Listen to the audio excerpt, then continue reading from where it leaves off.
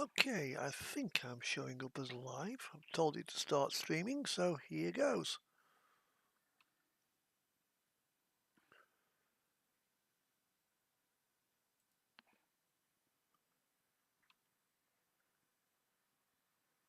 Yep, it's showing as live. I just need to double check the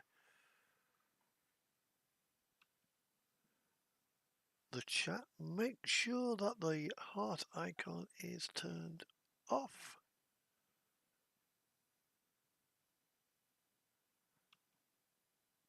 Yes, it's turned off. And now check the audio.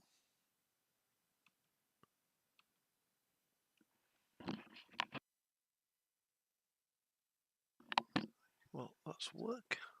Okay. And now the game audio.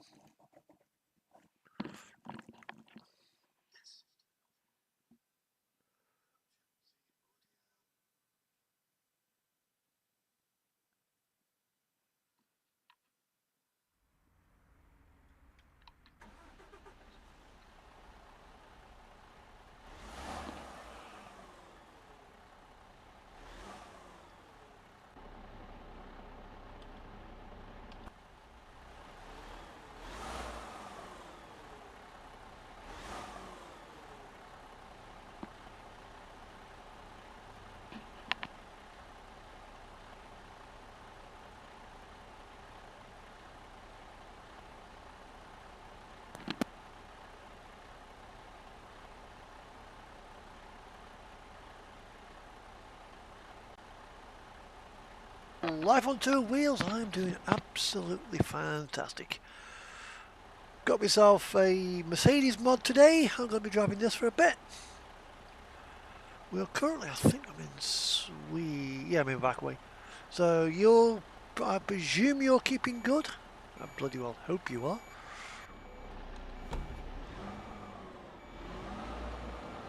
Now this particular Mercedes is left-hand drive only because Dotec has not done a right-hand drive interior for it.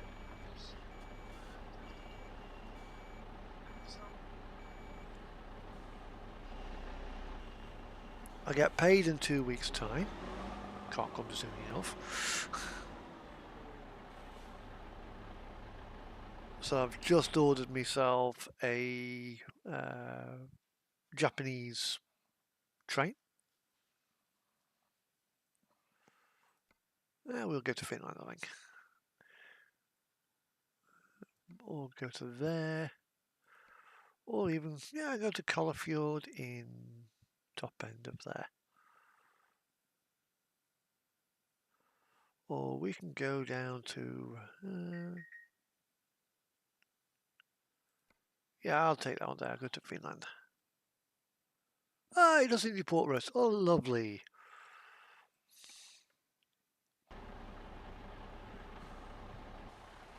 Not had a pork roast for ages.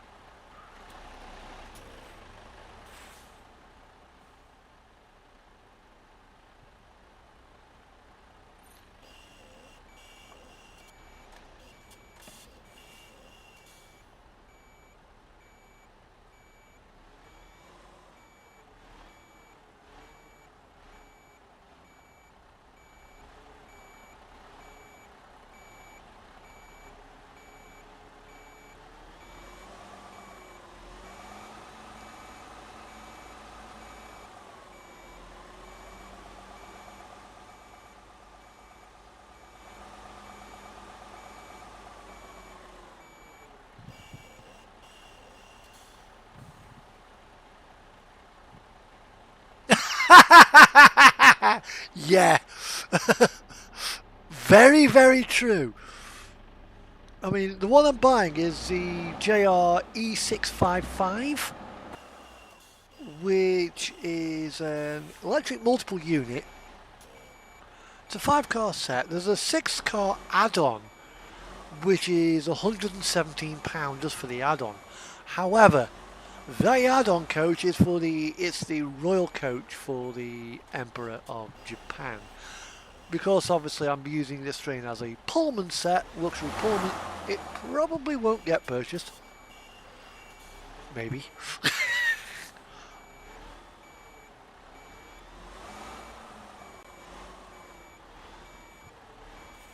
Possibly. Who knows?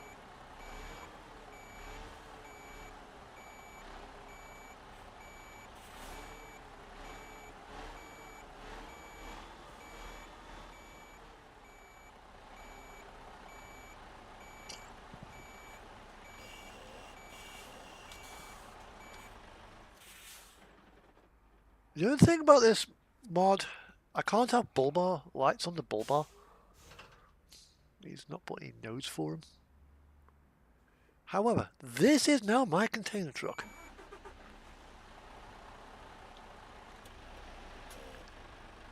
I think she's got 625 horsepower. She's a 625.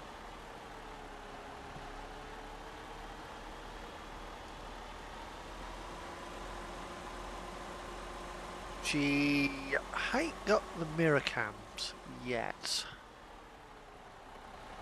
Although, to be honest, I don't like the mirror cams.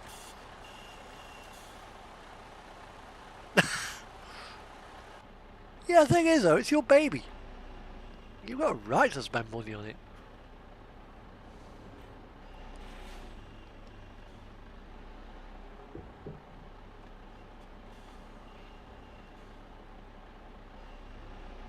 Thank you, Mr. Mondale.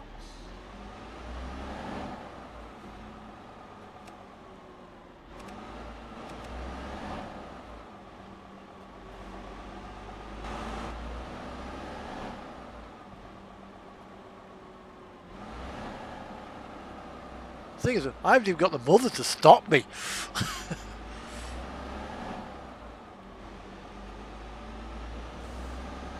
You know, last year before, one of these days I'm going to put a model railway in the back room. No, you're not. That's my bedroom, she says. We'll see about that. Yeah, exactly. November the 11th last year, I was preparing a convoy with a couple of folks. And, well, she was awake sort of, Friday night. She was dead Saturday morning, so that was it. Fate had been sealed.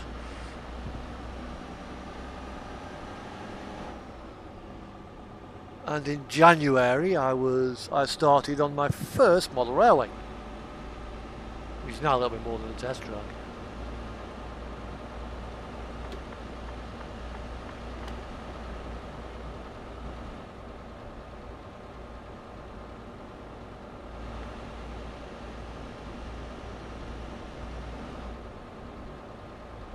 So what I've got now is I've got Newhall Road and Pentland Junction. Well, the way things are going on, Pentland Junction is going to become Pentland Prefecture, Japan. We've got 2 Japanese DMUs, 3 Japanese electric locomotives on there. Oh, I've got 2 other Japanese DMUs on the other layout as well.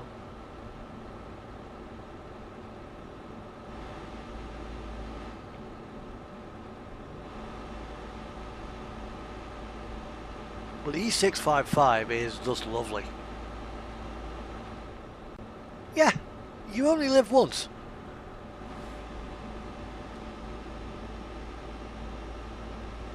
I just saw this, what's it about? Oh, the Japanese Royal Train. Okay. You can hack. Well, it's not in Royal Train work. It gets used as basically a VIP train, an executive luxury train like the Northern Belle. Southern Belle, or, the Belmont Pullman or something like that. Where you pay an absolute fucking fortune to be wined and dined as you watch the scenery go by. I mean, I've got the Cassiopeia Sleeper, and that is basically, it's a black tie train. Yeah, enjoy it while I can. I do. It's a black tie train, and you are given white glove service.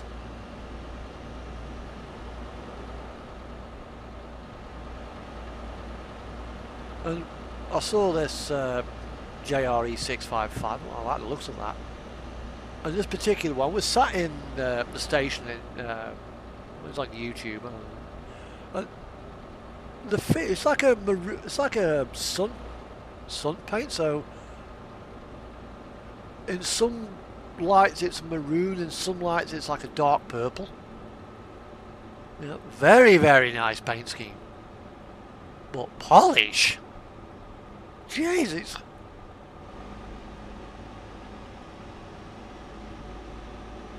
Yeah, it's like a mirror. I thought, right, I'm fucking having that. Okay, it was puts me October purchases plan out the fucking window. This damn thing was 250 quid. But October, when I get paid end of this month, I've only got to go. Yeah, it's only a 4-week month next month, so I've only got to go 3 weeks and I get paid again. You know, on the fourth Friday, so and then I'm off for 2 weeks.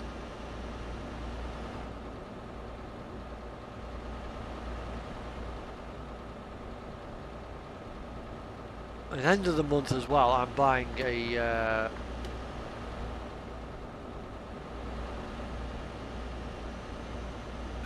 engine shed to do a bit more building work. And hopefully next month my Northlink set will arrive. That's a £300 respray.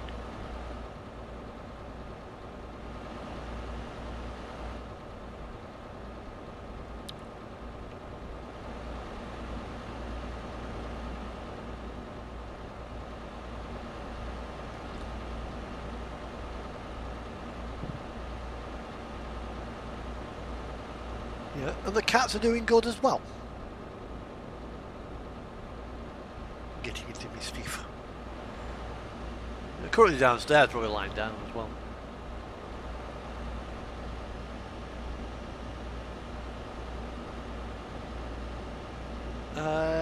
Any plans?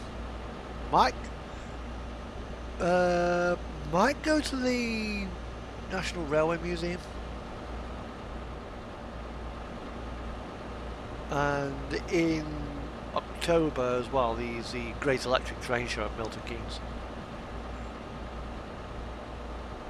I'm planning on going there.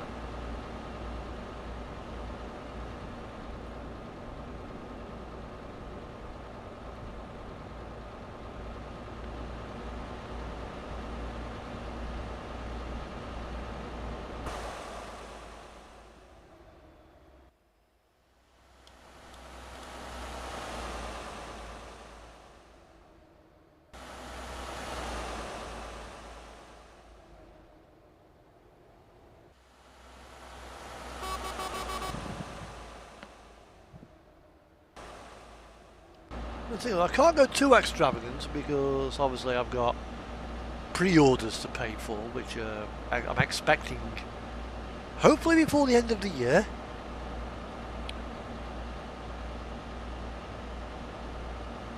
And obviously there's Christmas as well.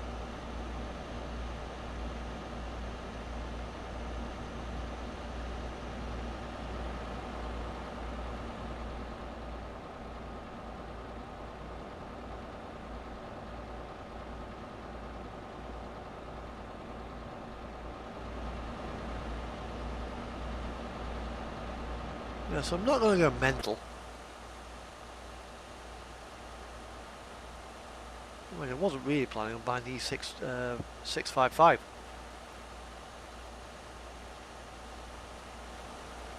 Bollocks to it.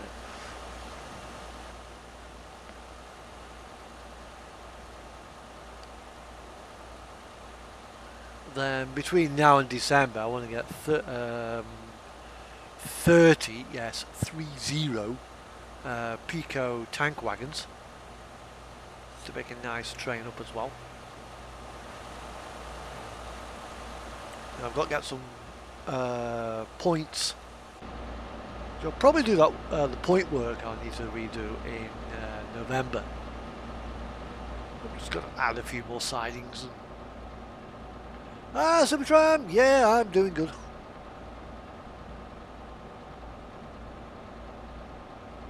Oh, nice. Nice. And I've just ordered a new locomotive, a new train as well. From Kato. £250. We'll probably get slapped with a £70 customs bill. Which is coming from Japan.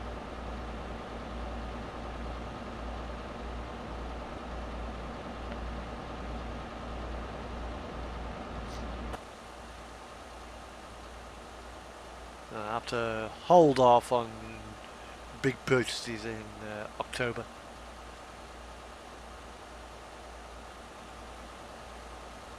So as I end the month above 1,800 quid.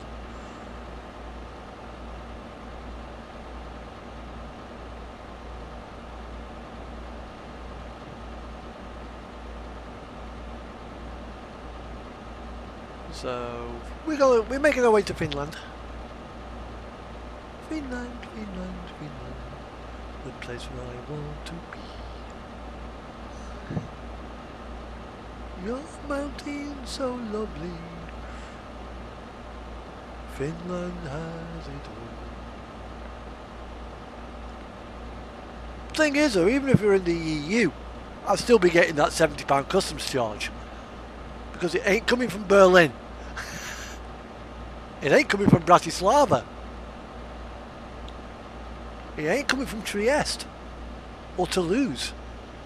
It's coming from Tokyo.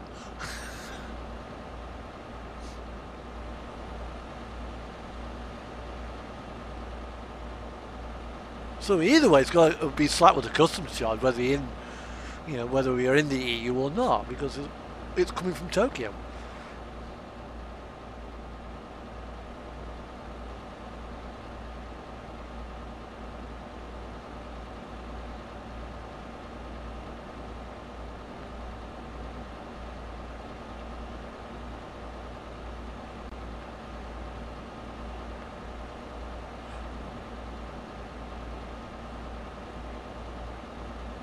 Still be cheaper than buying it from the UK though. Gauge Master or something like that. So even with the customs charges, sometimes it's cheaper to buy stuff from Japan.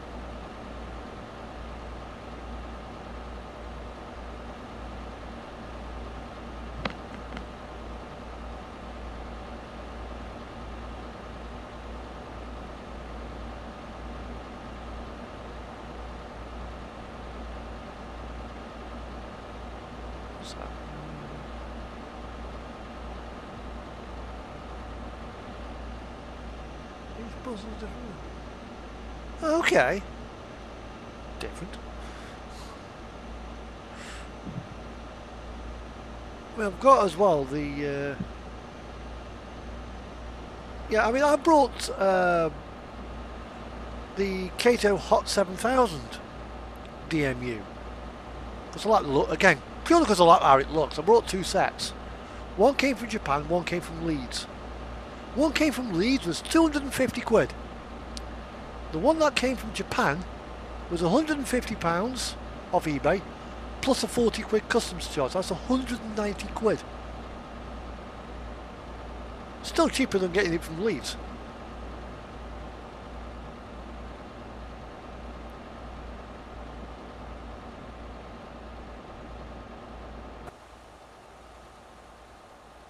Well, yeah, we do. The UK does pay too much for its stuff.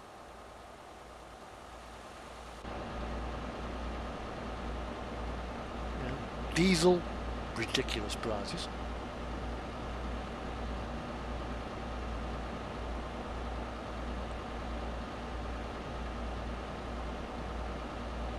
Yeah, we've had that much bloody layers of tax and duty slapped on us. Sooner or later, the likes of Tata Steel are going to go, well, we're going to close down all of our UK operations. Not only the UK with no steel manufacturing capability. And Sunak doesn't seem to give a fuck.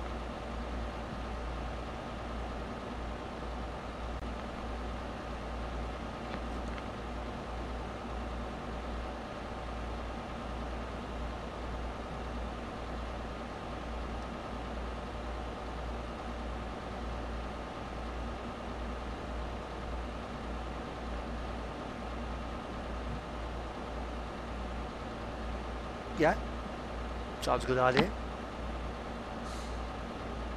You know, keep a kid occupied and you don't get the, Daddy, are we there yet? Every 5 bloody minutes. My dad used to hate it when we used to go to Wales. Are we there yet? Bored. Bored. Daddy, I'm bored. Are we there yet? Hadn't even left the street. Yeah, that's what kids are like.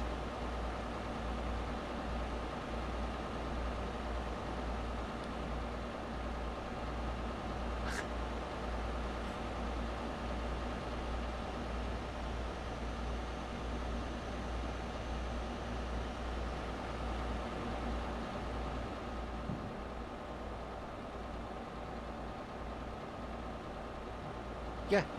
And what they don't realise is that when the government has our money, we can't spend it to make the economy grow.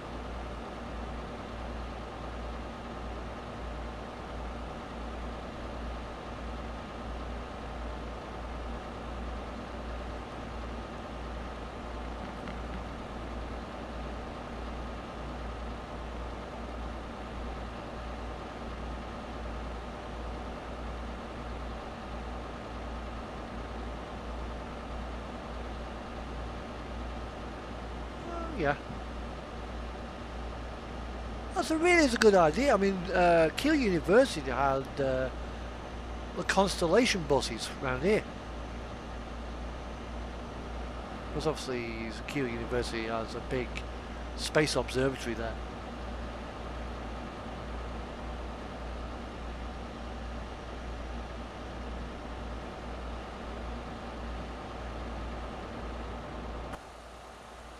But this government, we were talking about canning HS2. Why? We need to get more freight onto the railways. But the West Coast Main Line, there's no room. Because a 1,000-ton freight train needs a lot of space to stop. And it needs quite a bit of room to get going. So why not put all the long distance, high speed stuff on its own line?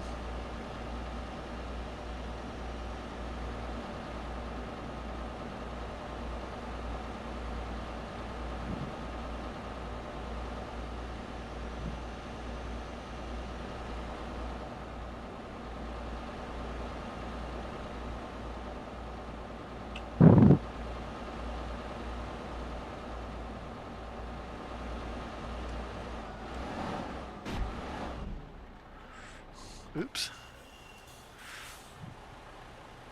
This is supposed to have active cruise control, but nope. PBS, I suppose.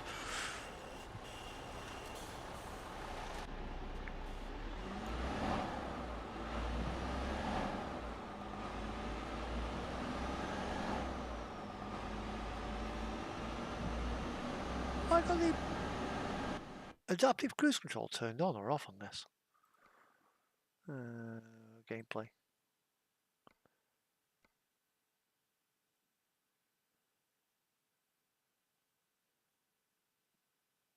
It's supposed to be turned on. I was supposed to have detected that.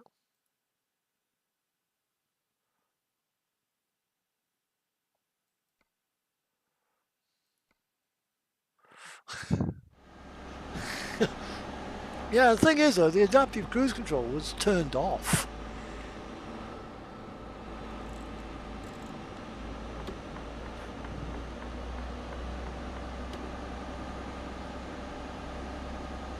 should have stopped for that.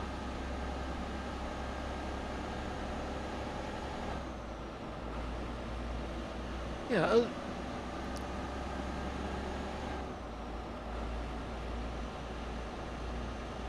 Where was I? What's my train? What's having hit that car? Yeah, and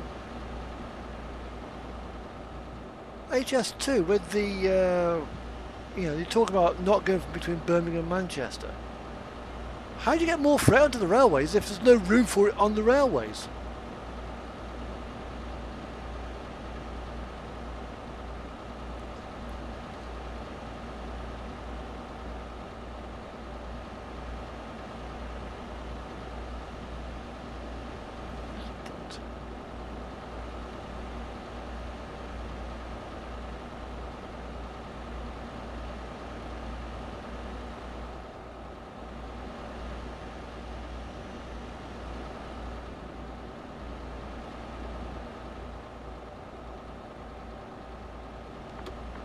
This government is doing, I think, whatever it can to sink its... Yeah, but where?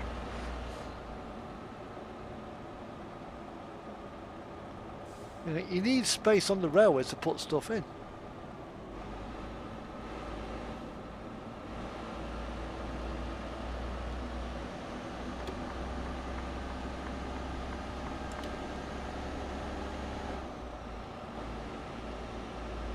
We're not doing any capital expenditure.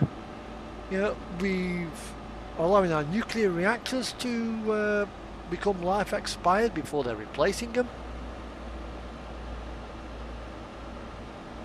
We're switching this off, we're switching that off.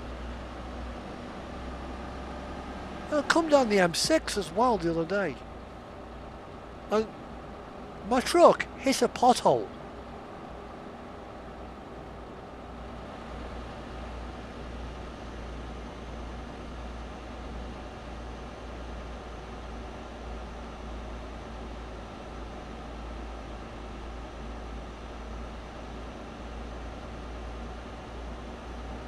And this pothole was about 1.5 inches deep. You bloody felt it when your truck went over it. Smack bang in the middle of lane 1. If I was in my car, it would have ripped the steering wheel out of my hand.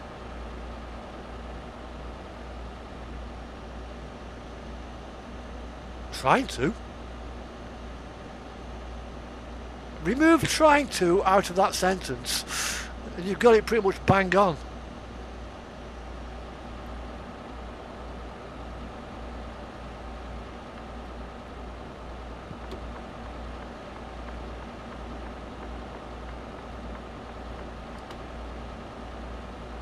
Yeah, how can you tell if a politician is lying?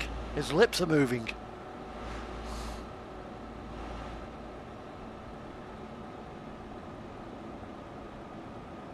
I mean, it doesn't matter with Sunak. I mean, he's...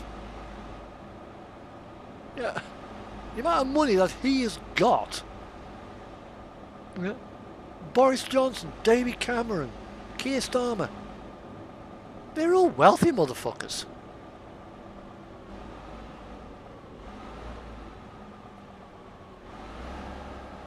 Yeah, and there's a few good politicians there. Ken Clarke for 1, Hilary Benn for 2. Yeah, and Hilary Benn's where he belongs now. He's got himself a cabinet seat because he's a damn good politician.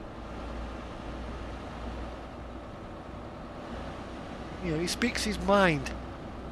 And he's not afraid to ruffle a few feathers.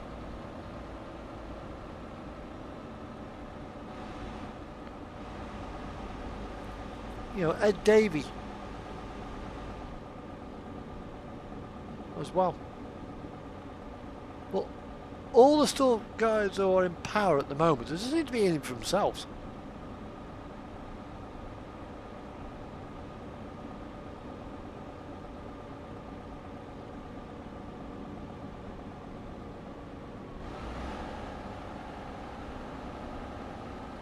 My cats could do a better job.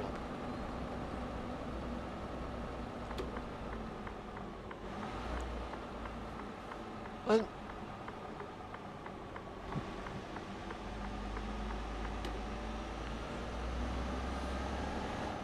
the way that they are doing it as well, they're trying to blame the EU for everything.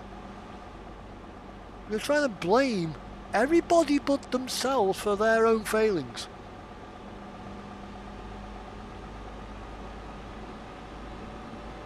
And it stinks. And they're becoming more and more right-wing. They're becoming more, disenfranchising the voters more and more. So people won't be able to be asked to vote.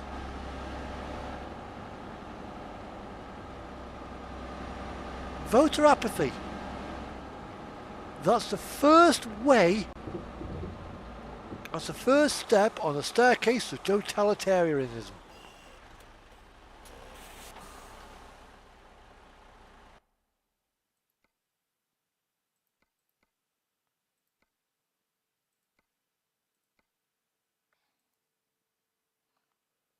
Because if you don't give a fuck about your local government, your politics, your national government, they will do whatever they can because they'll think they'll do it with impunity.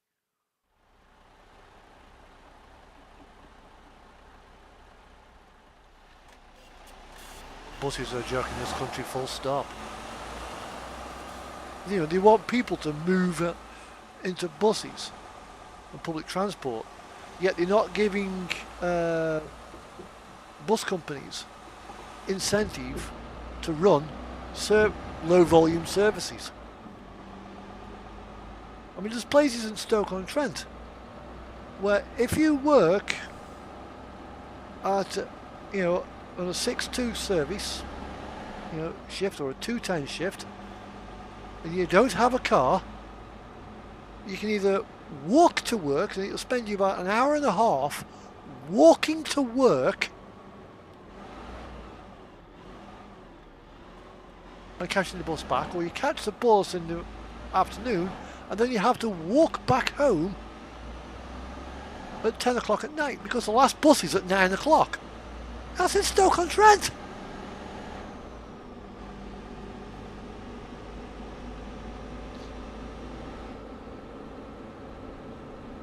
So if you've not got a car and you want people to move out of cars, I'm sorry, but if I need a car to go to work, if I need a car to go to the shops because there's no bus, or a taxi will cost me more than my shopping, I'm going to use a car.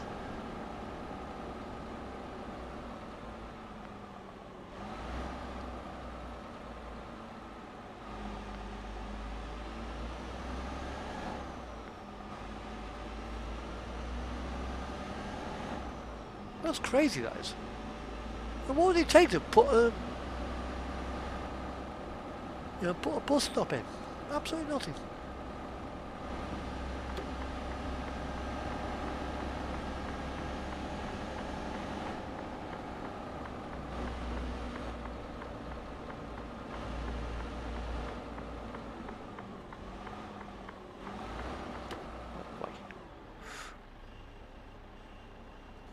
Yeah. But if you live in a small flat, you ain't got room for a bike. Or I live in a terrace house, I have to put my bike in the kitchen.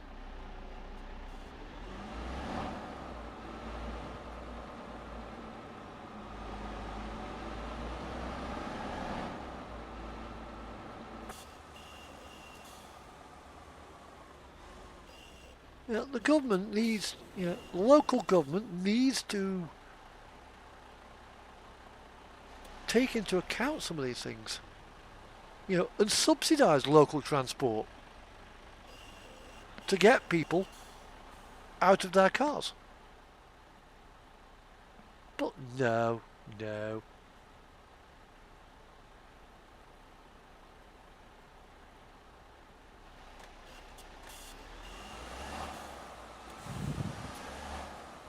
You know, and I will never will understand this government's obsession with privatisation.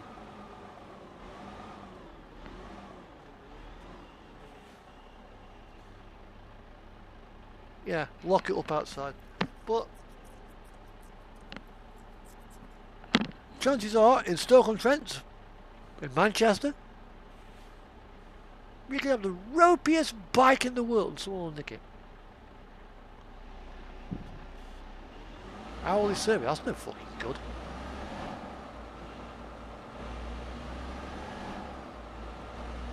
Yeah, you want a bus service, you know, serves the centre of town, it needs to be every 15 minutes, every 20 minutes at a maximum.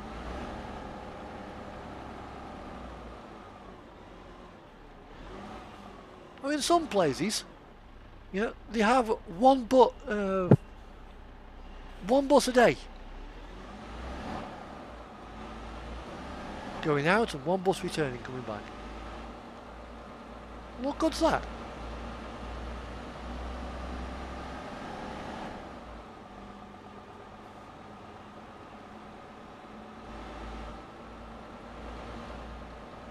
Yeah, but you don't live in.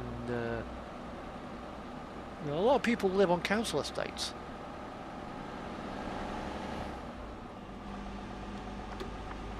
I mean, Rack as well is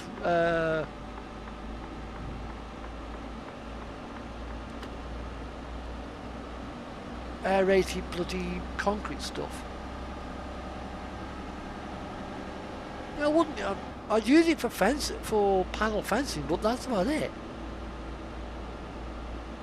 Why do they use it for in buildings which are going to be there longer and you know, than its life expectancy? That's just absolutely stupid. You know, you imagine news headline. We're breaking the news because a school in the centre of London has collapsed, killing 1,000 children.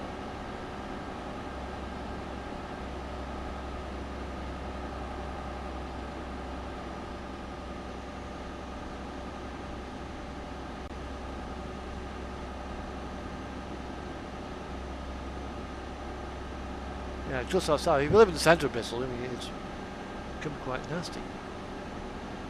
I mean, it beggars belief.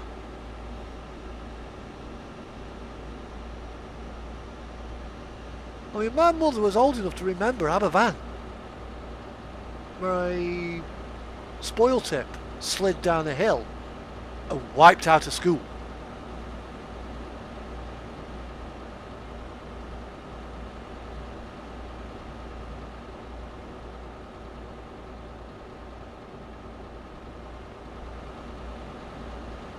Yeah, Stoke's getting like that.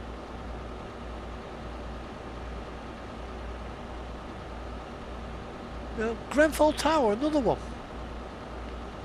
Yeah. You made this nice, lovely, brutalist architecture, concrete tower block. Then, in the early 2000s, they modified it by giving it some cladding. And this cladding was had flammable material inside it. But it was away from the wall. Ah, Kitty's just arrived. At least one of them, hasn't it? It's Bergen.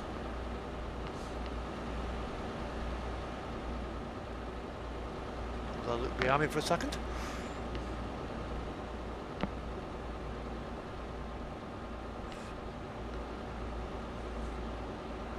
What's my cat doing? My cat is sitting playing with a newspaper. Okay.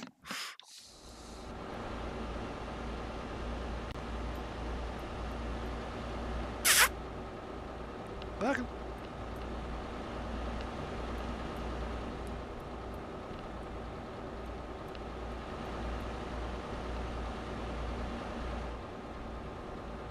Yeah.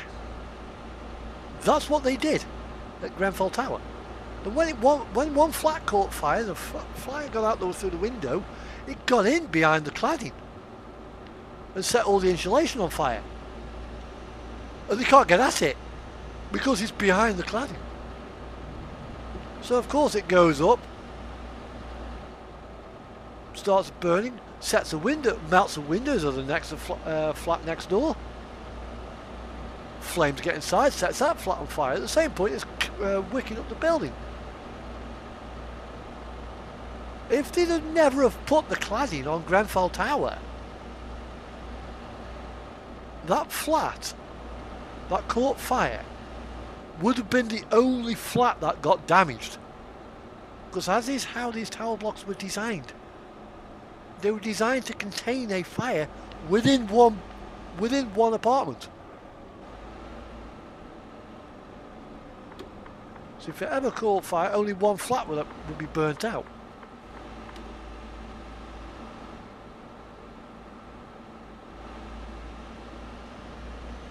You know, they did the same thing to, you know, a block of terraced houses.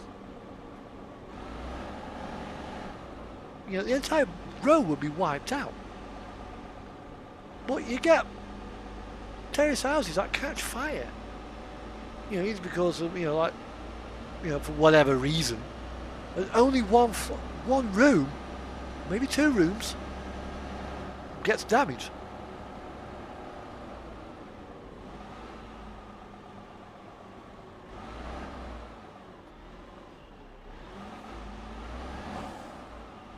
You know, Windsor Castle, yeah, the big fire there. It didn't completely wipe out the entire castle. Apparently, flames are quite difficult to spread through stone.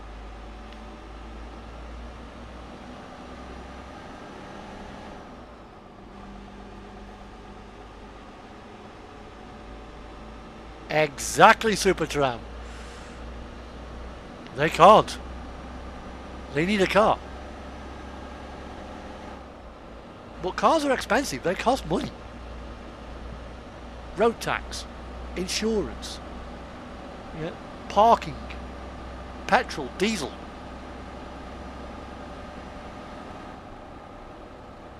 Yep. Tyres every so often.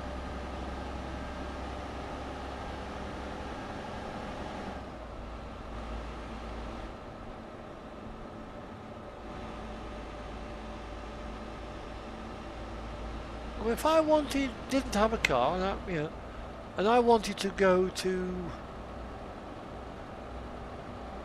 an out-of-town, shopping mall, because now the thing is, now the high streets are dying. Newcastle, Stirling, Birmingham, Manchester. Yeah. You know, areas of those cities which have like little suburbs.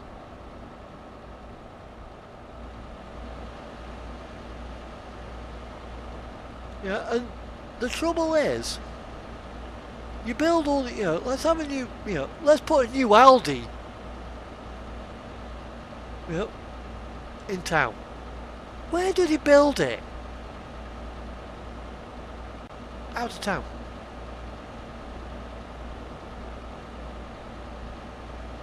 We got where I live, there's an old Woolworths store. It's been empty since Woolworths closed. Yet in that time, we've had a new Lidl built. On the side, okay, admittedly it's on the side of the old Gateways. The old Gateway supermarket.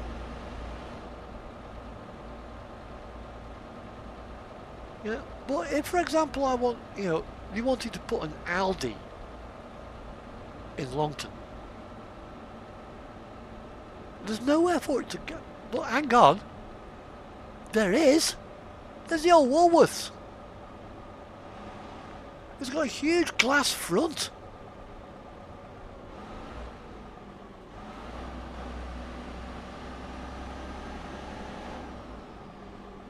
Yeah.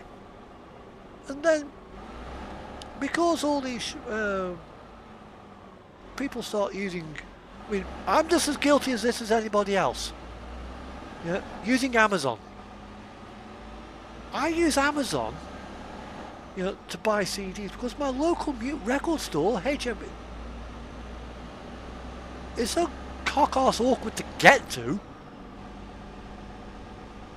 because he's in the middle of bloody Hanley shopping centre and it costs us an absolute fortune to park in Hanley. And when I get there, they probably haven't got it.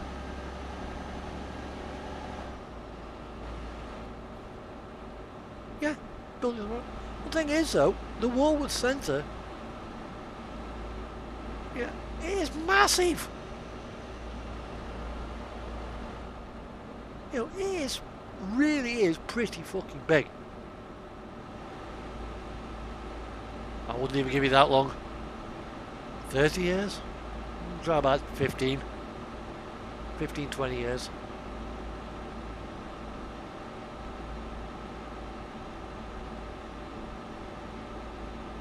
And then, the house prices. I mean, 2 people need to be working to buy a house, to rent a house. And if you're a working woman with a boyfriend, you're probably not gonna have kids because you can't afford to have the time off to raise your child. So if women of working age can't afford to have time off to raise children, the population of this country will shrink.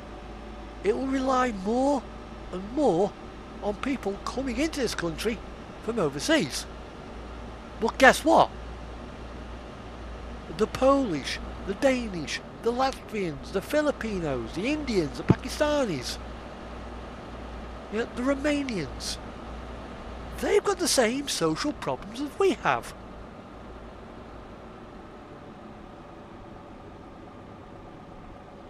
I don't fucking blame you. I go to New Zealand though, better country, and the wildlife isn't quite so lethal.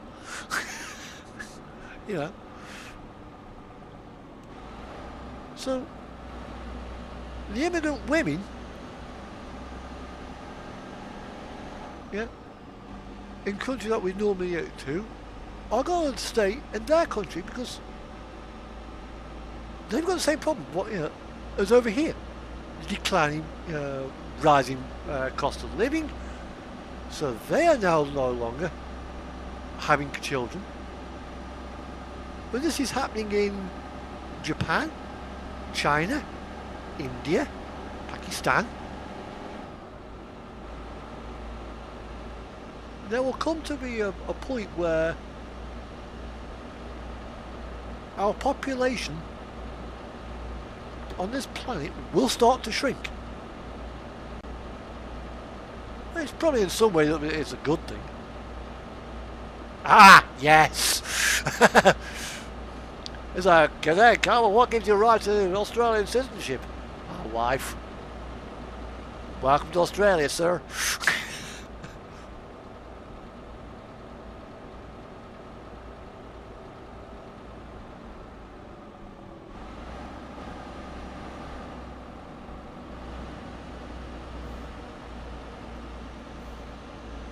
I mean, Australia is a beautiful country. Although, thing to remember about Australia, and your wife will probably bear this out as well. If he's got legs, it'll kill you. If he hasn't got legs, it'll definitely kill you. If it's got leaves, it's probably poisonous. If it's in the water, it's probably got big teeth. It'll kill you.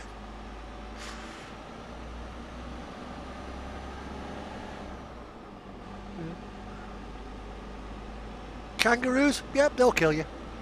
Koala bears, they'll kill you. Snakes, they'll kill you.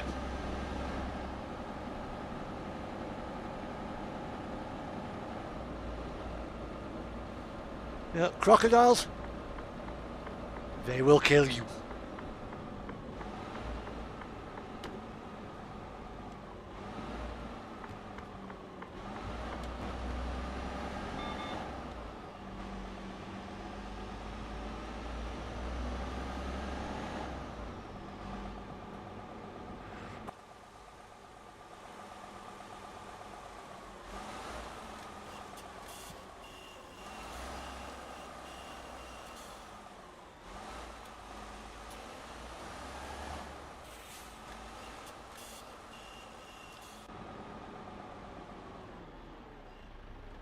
That's there I need to be.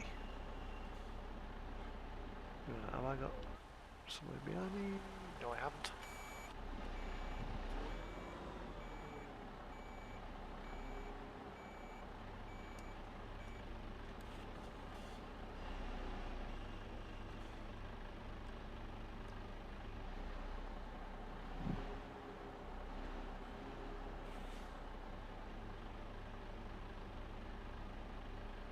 Okay.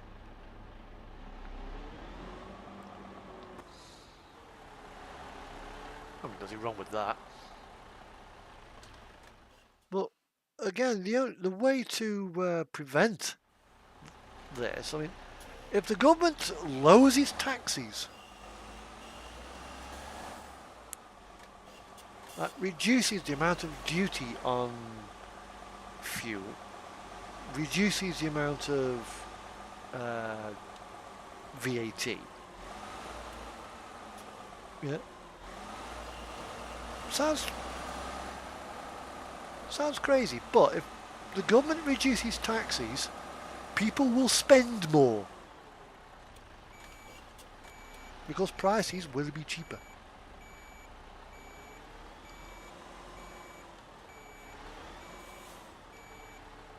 Yeah.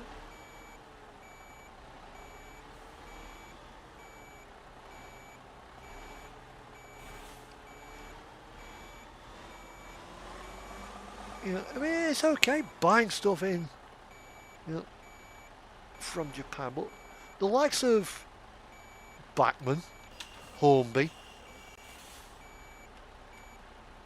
you know, and the likes, the toy makers need to start making toys in this country.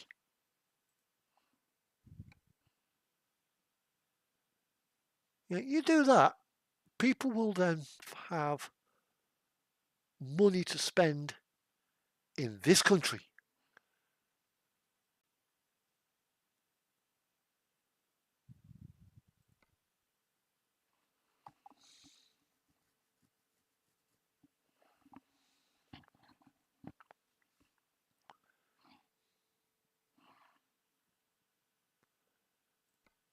Yeah, I think we'll go up to there.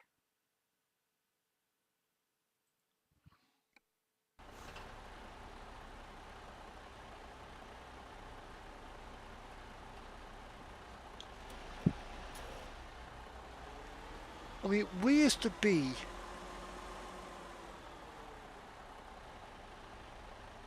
yeah, it will be the day they do that. You know, if people actually spend more, they will actually get more money in taxes because people are buying more stuff.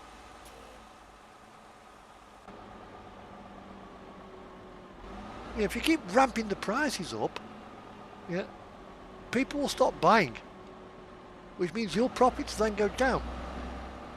So to compensate, you ramp the prices up a bit more. It's a never-ending circle.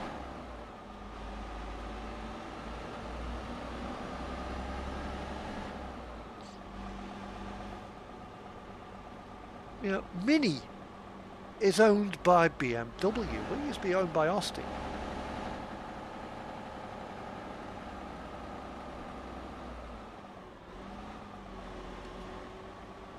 You know, ignoring the likes of Noble and McLaren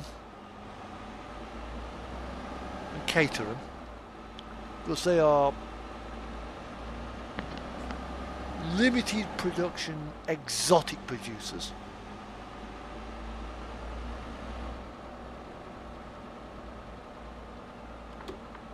You know, name me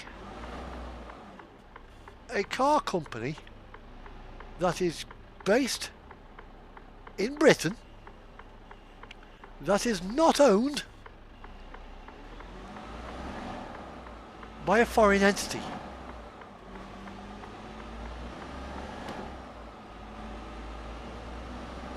Exactly. Because MG,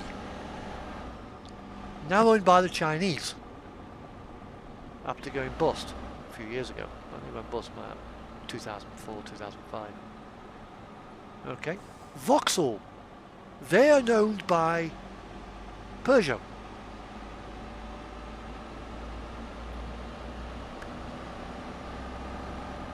Yep.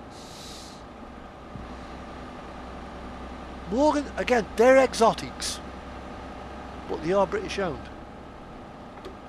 Yeah, so I'm talking like your family car. Yeah, your Saabs, your Volvos, your Fords, your Vauxhalls, your Peugeots and the likes. Yeah, the companies we make every day. Triumph.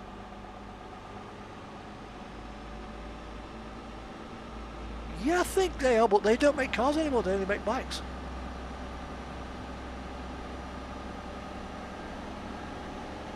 Even Reliant.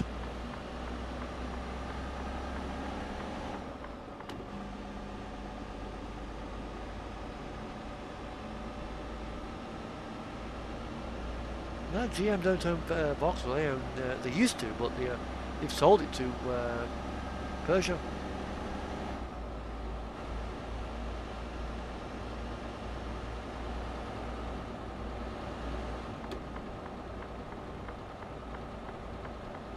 Yeah.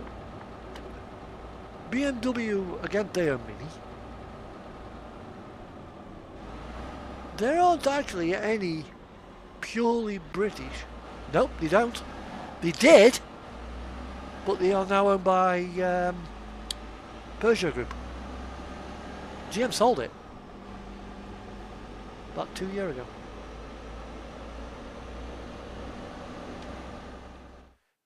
Let's just quickly.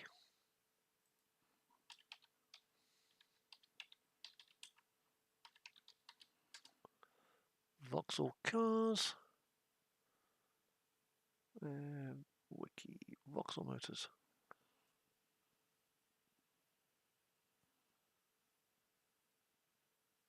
They're a subsidiary group and they are owned by Stellantis now.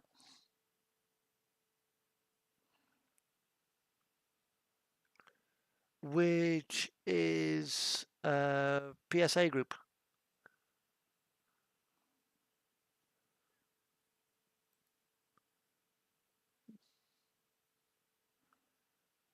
You know, they were once owned by General Motors. 1945,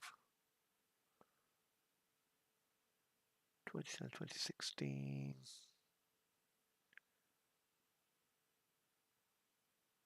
Yeah, 2017.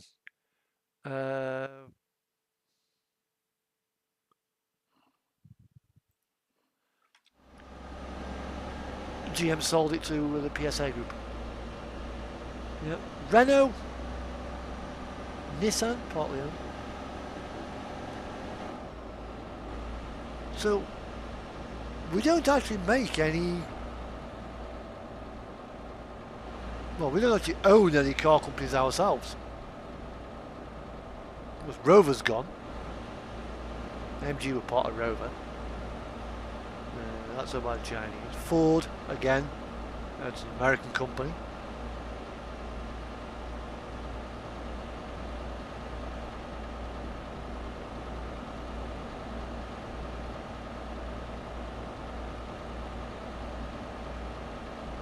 I thought it was a merger.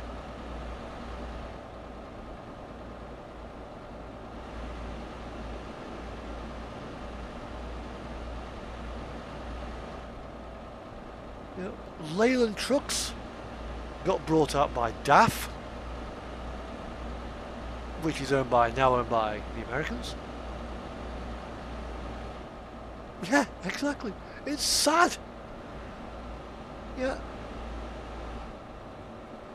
RMS QE2, which is now a hotel in Dubai, was one of the last British built liners. When Cunard wanted a new liner to replace the Queen Elizabeth, they had to go to the French.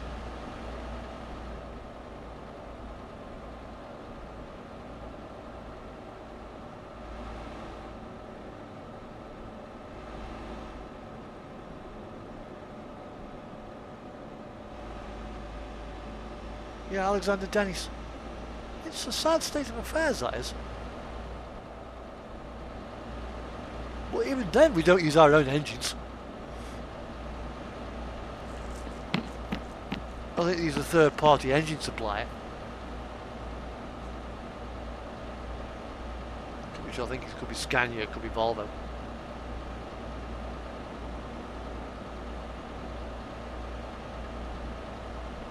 You know, this country used to be a global leader.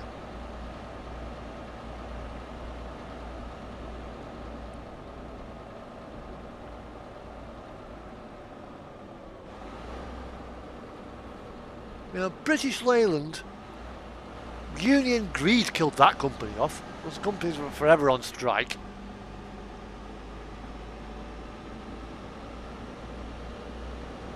And when the skills leave a country, you know, they don't come back. I mean, okay, look, we've got Toyota in this country at Burnaston. We've got Honda also operating here.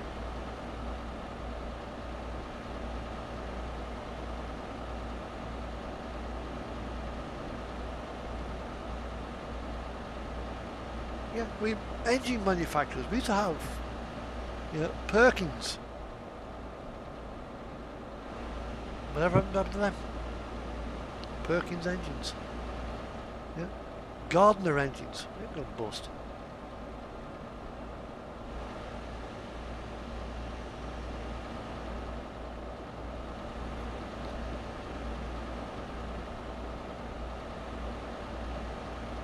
Yeah. All this country used to have its own, used to have a really good export market, but we kind of sat on our arses and allowed ourselves to be overtaken by the Japanese.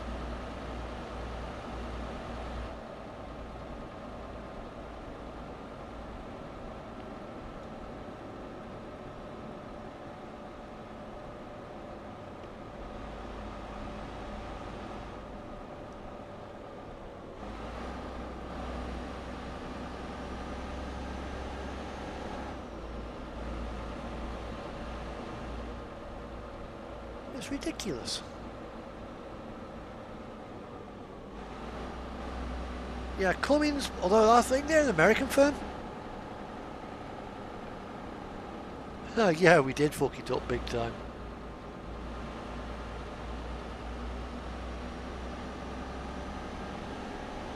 But the unions got too greedy.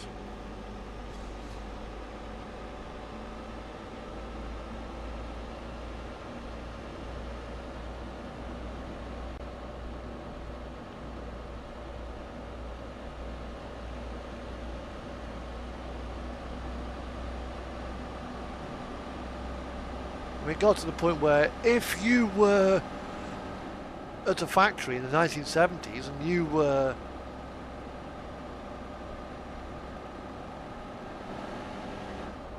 a fitter,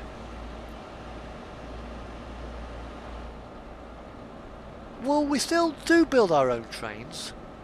Yeah, the Azumas and the likes were built by Hitachi. Well, they're built in the UK. So the companies that build them are foreign owned. Bombardier's Canadian owned, but they're based in Derby. Yeah. So in that respect, yeah, we still do. Just that the companies that build them are foreign. Yeah, we don't really. BREL, British Rail Engineering Limited, is now Bombardier.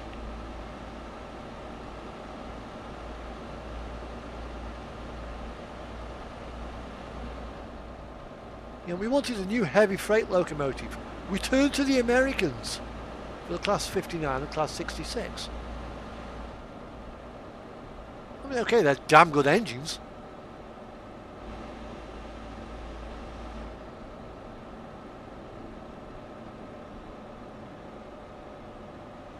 think no, I think they were built over here. I'm almost certain they were built over here. Let's have a quick class 385. 385. Hitachi's A train.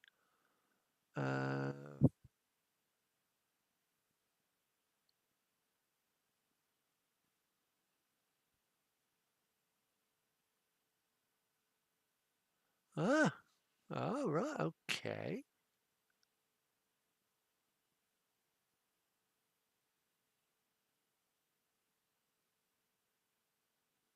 Yeah, why did we? No, apparently, yeah, we did build them over there. Yeah, which is a French company. Yeah, the Pendolinos are Italian. What happened to the APT?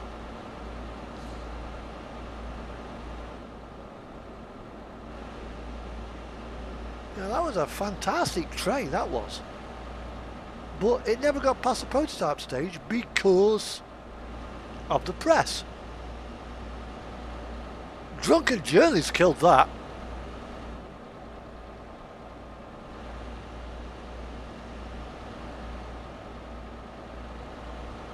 Yeah, and Bombardier's built the class 220, the 221 and 222 Meridians.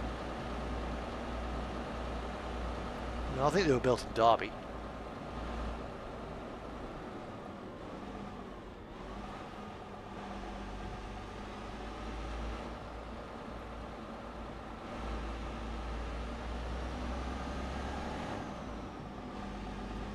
But again, we've sold off a lot of the stuff that we were good at. It just doesn't make sense why we did it.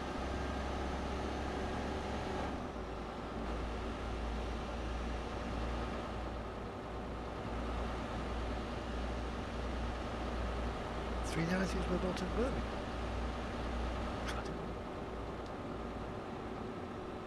Who built them?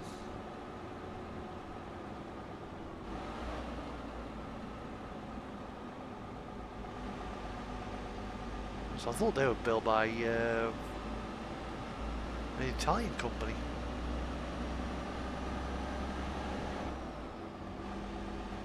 Well, don't get me wrong, they're nice pieces of kit.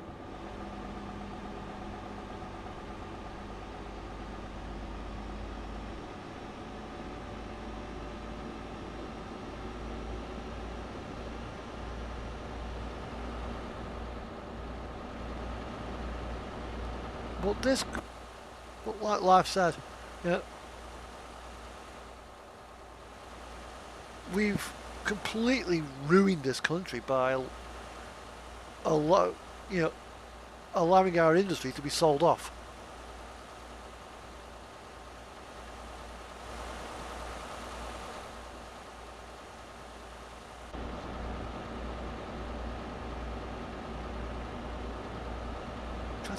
Where's the Alstom plant in Birmingham?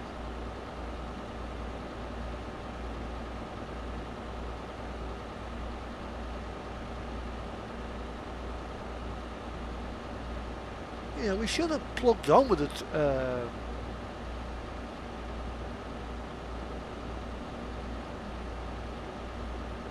Well, the thing is, there's 222 Meridians. They just, yeah, it is.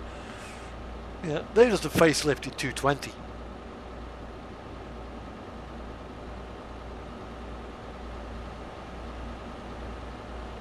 I'm surprised though, nobody's actually done an official model of one.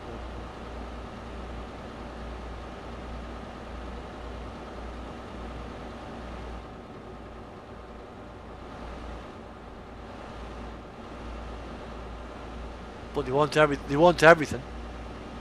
I want it all.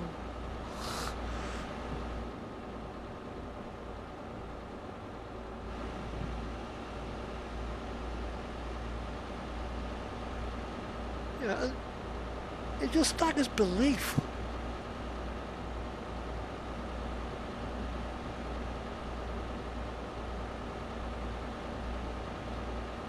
I mean, part of the problem, I think, is parenting.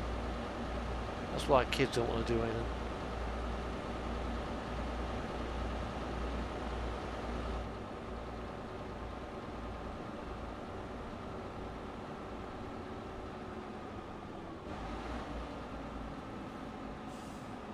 I mean, I was watching a YouTuber called Dave McKeegan. And we know the education system has failed when people start believing flat Earth. Like, what?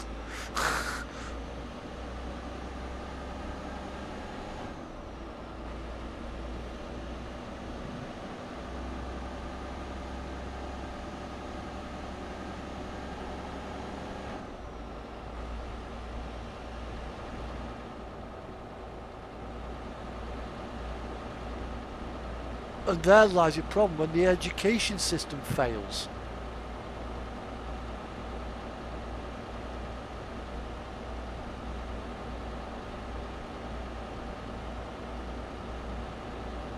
Your economy will also then fail as well. I mean, I was terrible at school.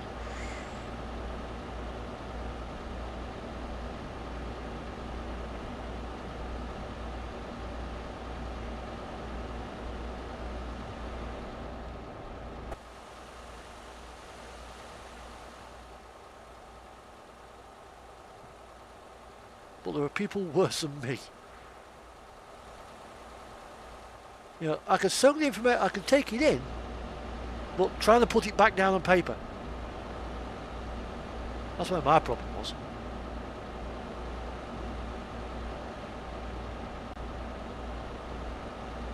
Well, that is not the fault of the education system. Because I can do things.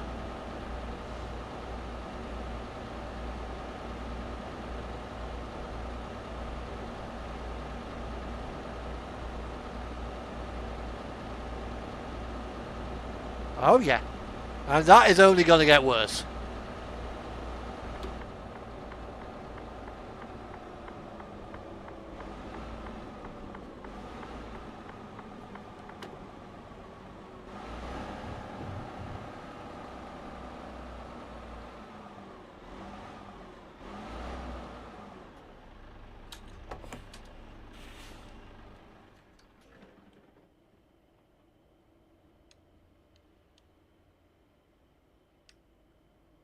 Now that will only get worse. And it's sad to see.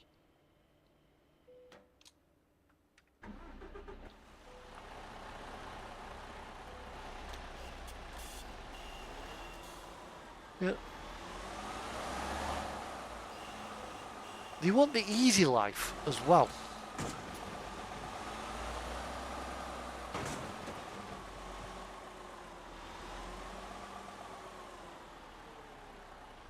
Well, I'm sorry, sweet prince. Life ain't not easy. Not unless you make it easy. But right now, we have got 25 hours remaining on this trip. We're going to Moon, which is... Come on. Wiki. There. But whilst we are here, we've got a nice, useful place to have a break. I wonder what those two islands are. One thing is Rockall. Let's have a look at the map of... Yeah, it is. The real ones are as well. The Otago, on the other hand, is quite clattery.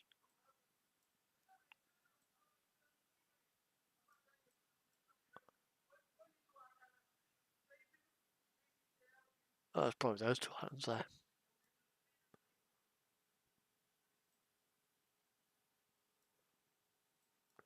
We are actually... Satamon, we are...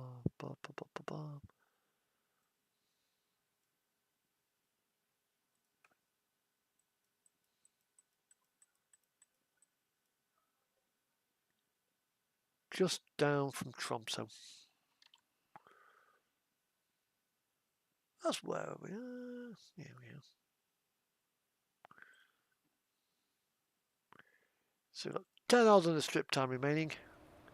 Yep! It's time for a cup of tea. And because I need to stretch my leg out. Oh. Because ever since I fell off my truck, my hip is never been right. It's not going to be right at all. So I have to bear with me. Back in a minute.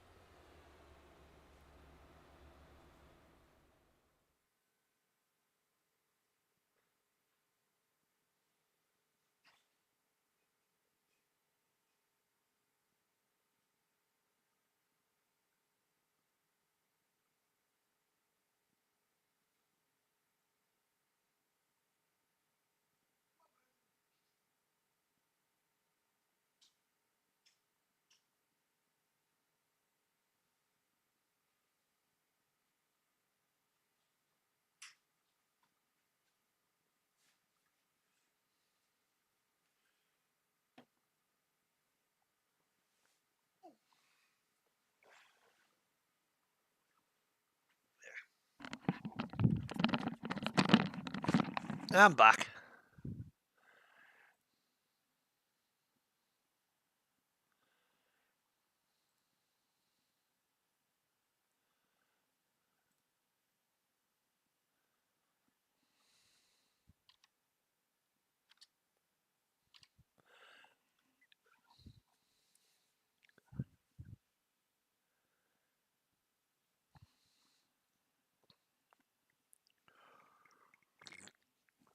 Yeah, this country needs schooling to be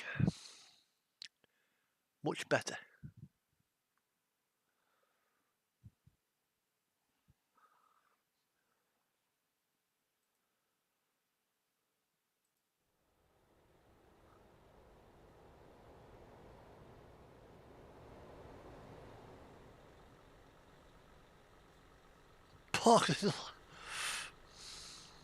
Fucking flip-flop.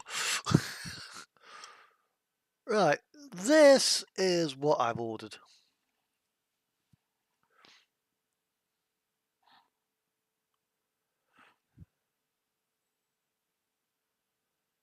I know it's a Japanese set, but it is just absolutely gorgeous.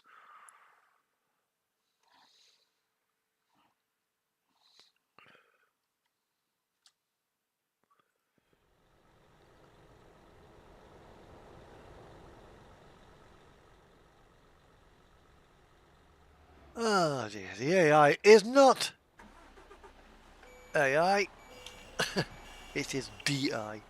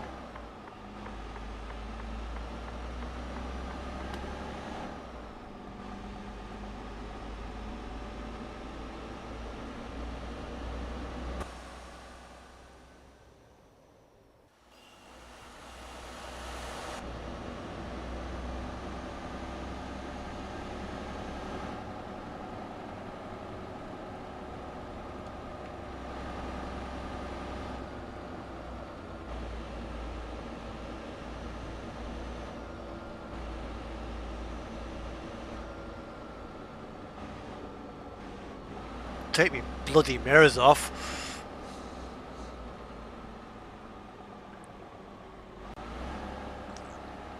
That's what we got caught on.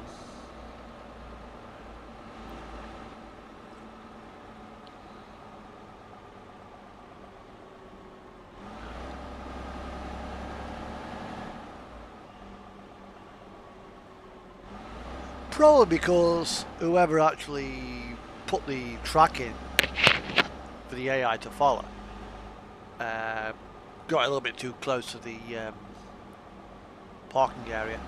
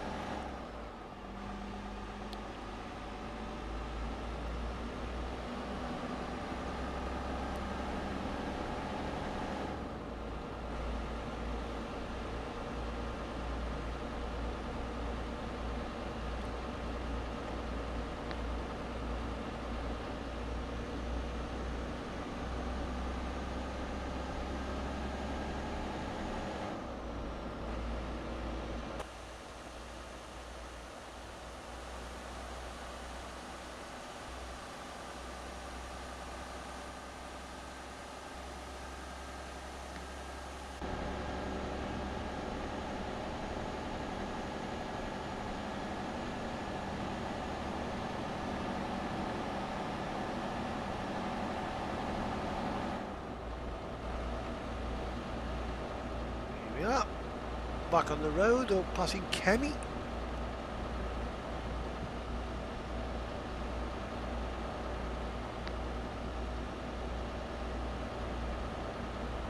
Yeah, the thing is, although the coding of the AI isn't great, the AI will follow a path laid in the road. If you notice, they all seem to follow the same line. And that is dictated when you put the road down.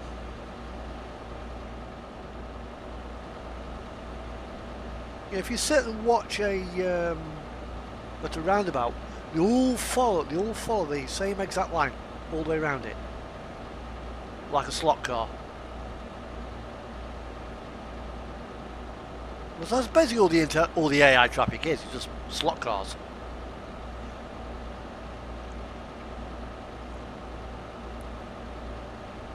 You know, if you sit and watch TMP, every play will take a slightly different line.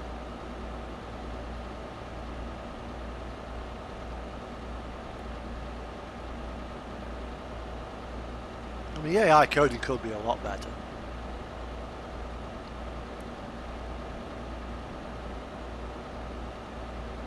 That I do agree with.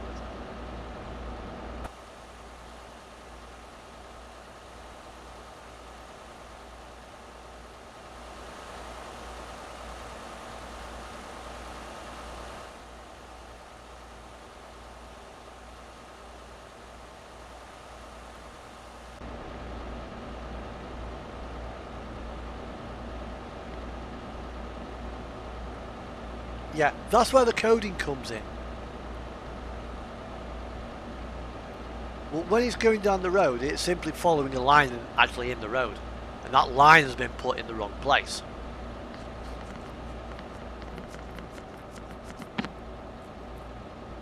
But if you don't put that line down in the road, the AI will not go there. That's why there's no AI traffic at Kirkenes Mountain Road.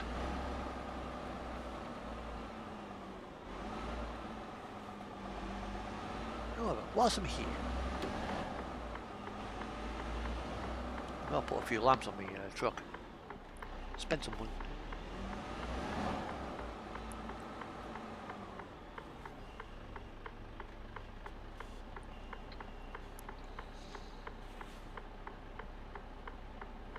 Or when you go roundabout and they bump into each other, that's because he, again, because of the truck. Okay.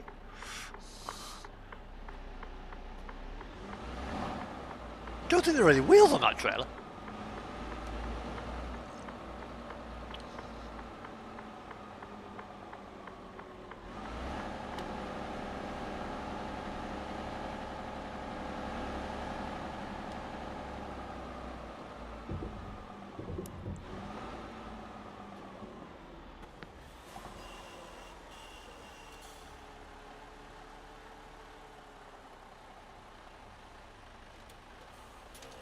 Right. Truck configurator. What we got down here is the bump bar. And there's a shitload of nodes on it, if I recall.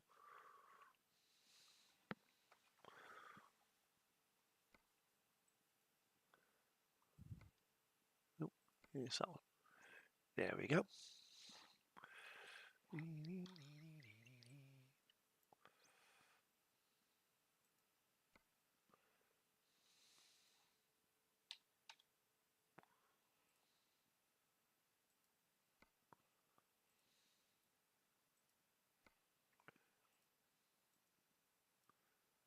Actually, will this one work?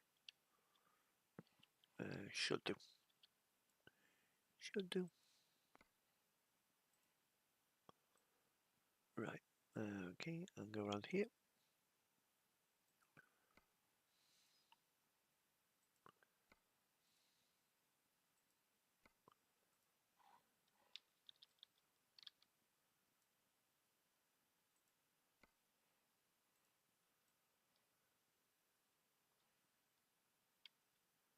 Hang on.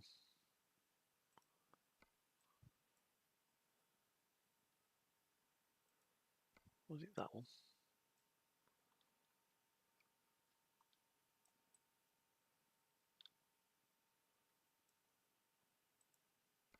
Yeah, it was. Right. And now we go to that one.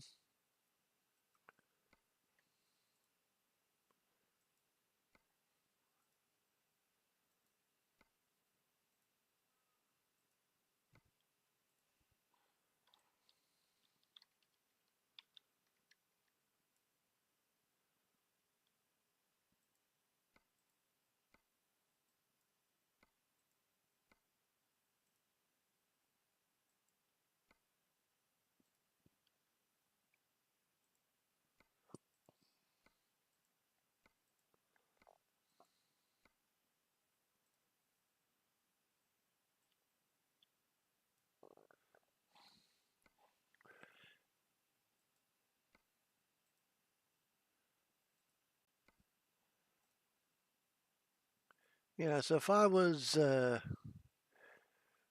Prime Minister or what's it, I would put, I think, more emphasis on, yeah, I would actually spend more money on it, on the education system.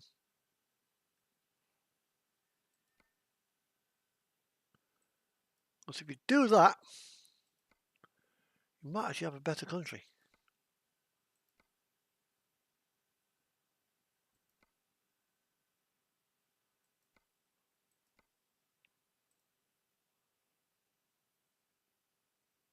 Oh, there's no TIR plate.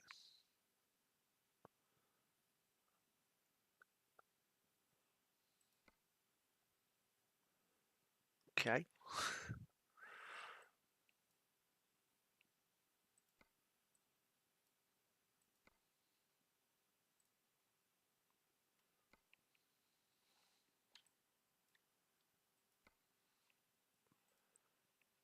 I have no idea what the air horn sound is on this truck. I have absolutely no idea.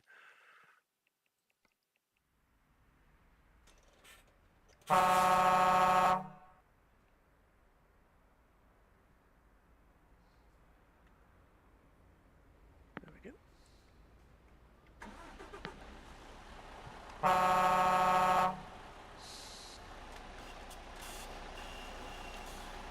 Not the best air horn sound in the world, but you know, it'll do.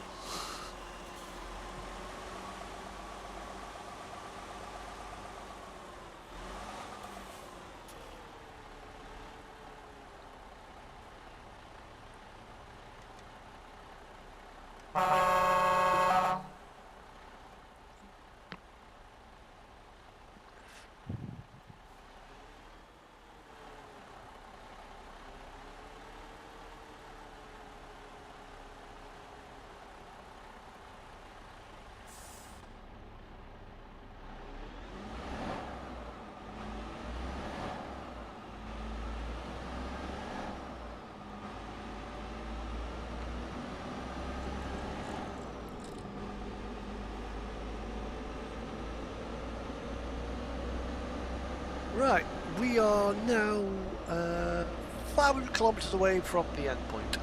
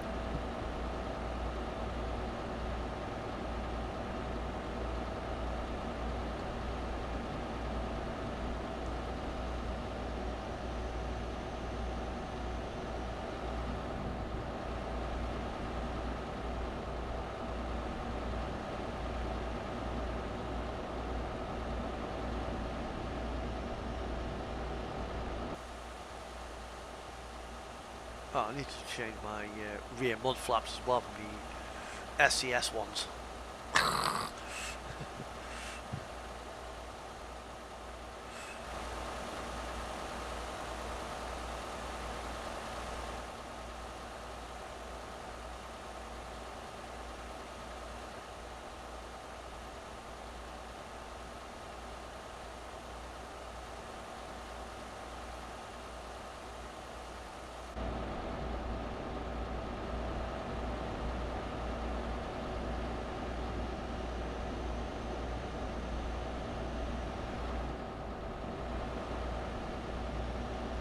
I'm not going to risk getting a couple of Arnux containers, actually put JR ones on.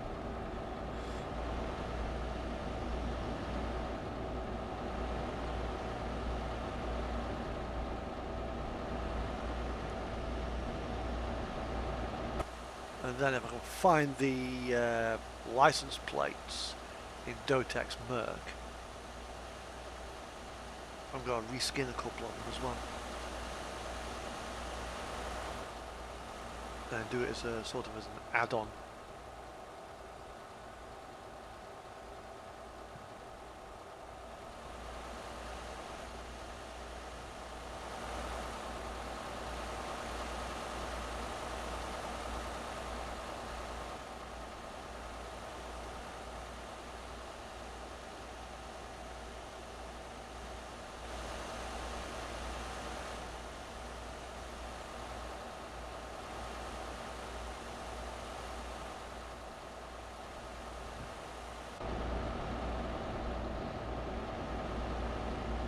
Hello?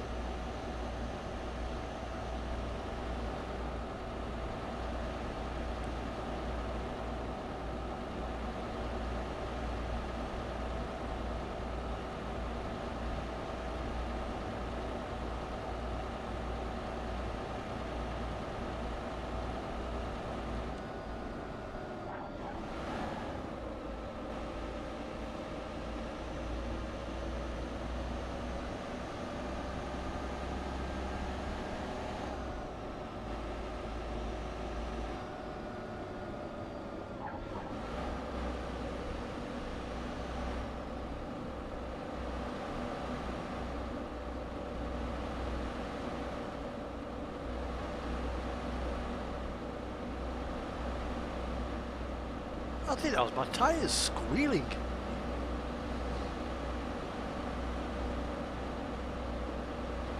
But yeah, like, one thing that this game is bad for, lazy coding.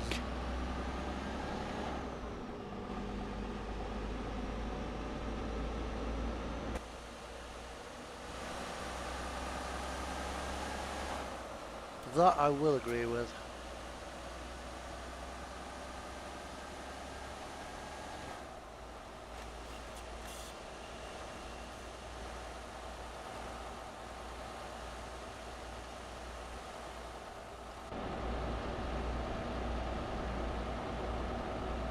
So I think once I've done this job, I'll shut this game down. I'll open up ATS, I think. Oh, I've got 4 watchers now. Hello!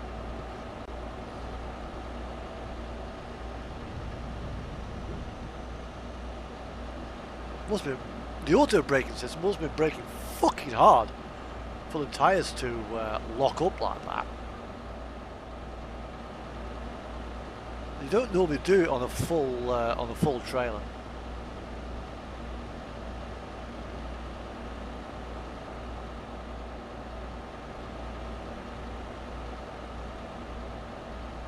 Although it is nice that they've actually added that to the game. Because then you know that when you're driving sort of on the edge and your truck's about to break loose. You get some warning before it actually breaks loose.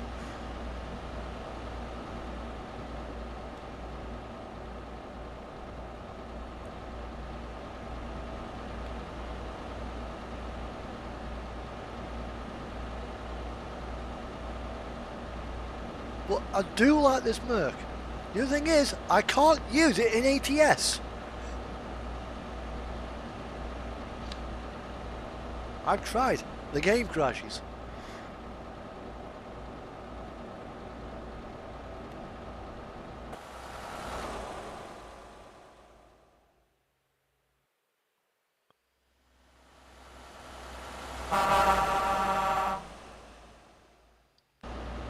It's not as good as the train horns.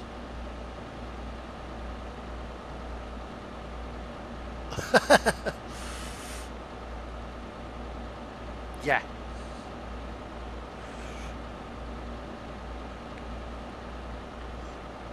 I'd like to see how if someone can actually get the truck to drift around the corner. It'd be fun to try. Get the arse end out.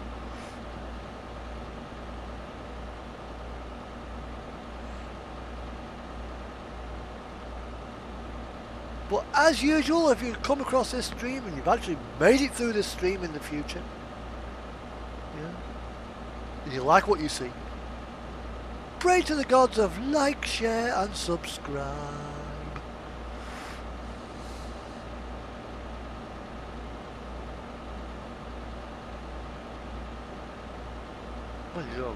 You must have been really driving like an absolute nutball to make the tyres squeal.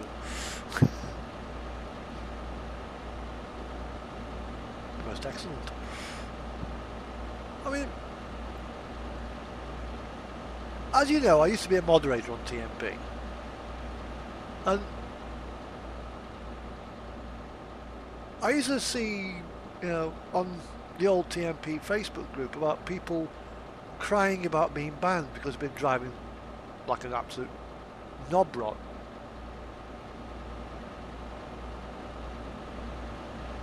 You got a tank slapper.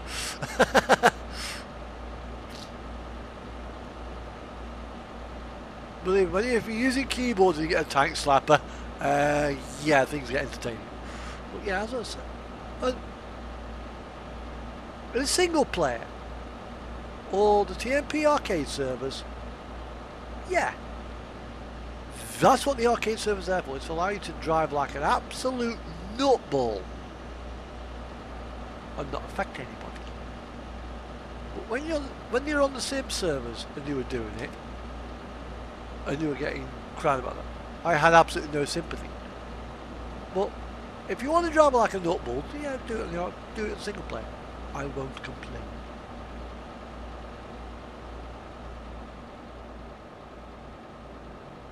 You know, there's a time and a place for everything.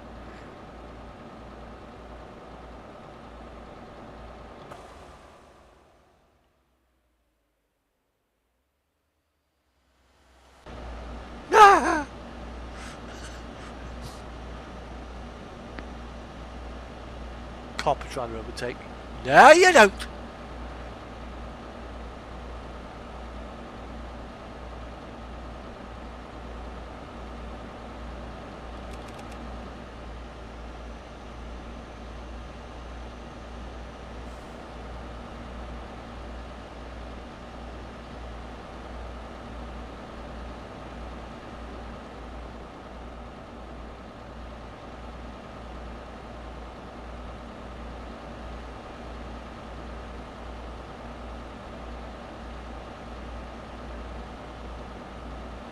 Yeah, I got absolutely fucked off with TMP players. I thought that I wasn't. See, I didn't seem to be getting anywhere. Yeah, you're finding the same players doing the same thing time and time and time and time again. I'm like, what the fuck am I doing this shit for? Sorry, TMP, I have had enough. You know, I like to come on the servers to drive. I like to stream my driving. I don't want to be streaming, banning people left, right, and centre. But something I've banned them for before.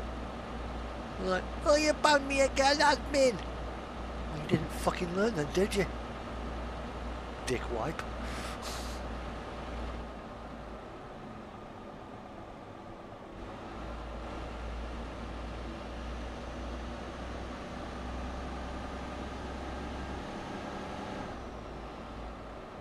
Although I do notice one thing. There's two distinct communities on TMP. There's the ATS community and the Eurotruck community. The two are poles apart.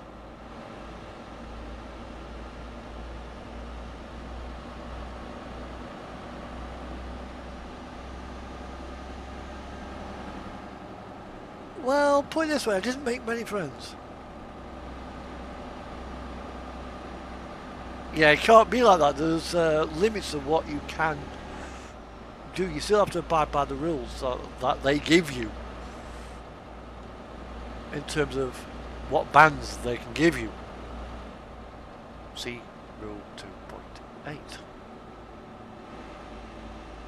When you're banning somebody, you have to abide by Rule 2.8.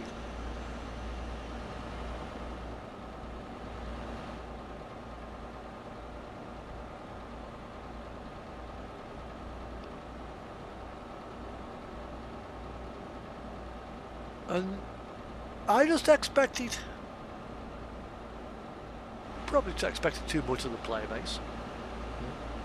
expecting the 14-year-old kid to know the rules on the road. Well, dude, you are playing a traffic driving simulator with other players. Learn the fucking highway code.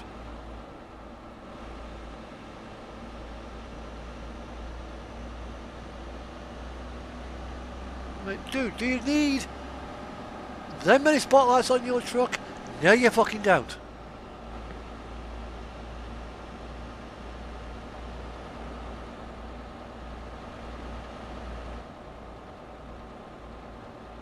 I mean, you get them coming down here doing 110 kilometers per hour. Yeah. On minimum graphics. Thing is though, how can you enforce it? Well, get this. Some of the worst offenders for being banned were professional drivers. Because they treated it for what it is. They treated it as a computer game. Well, if you want to treat it as a computer game, you know, do the arcade server or do single player. Then you can smack caravans out of the way if they piss you off. But when there's another player behind that screen, behind that vehicle in front of you, drive like you would do on the M6.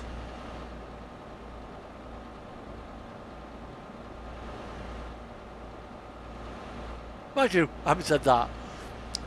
I was just as guilty as that in my early days.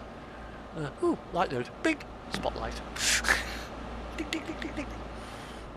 You know, bloody Goliath's fucking mobile now, it's fucking spotlights on the damn thing.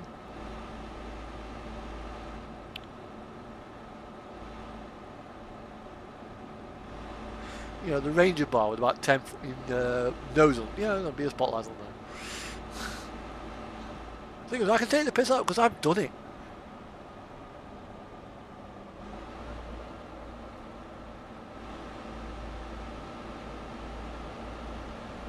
But one of the things is, I was doing a run around Iceland.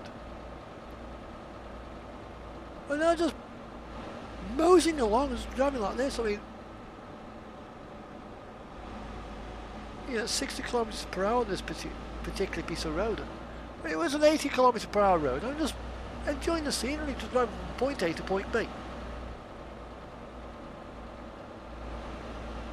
And I've got some Germans following me. At this point, my name was white. It wasn't red, it was white. You know, because I was logged out.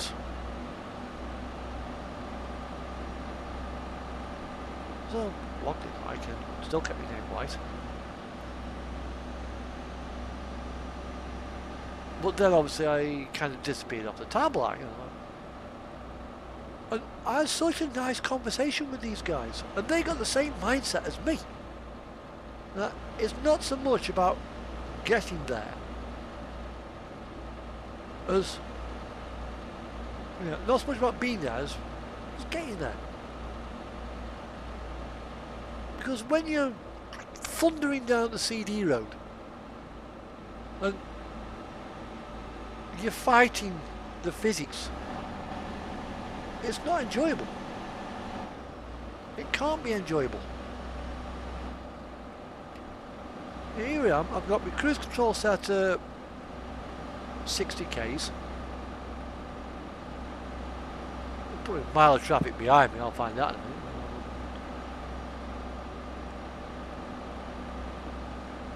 Yeah, I've got traffic behind me.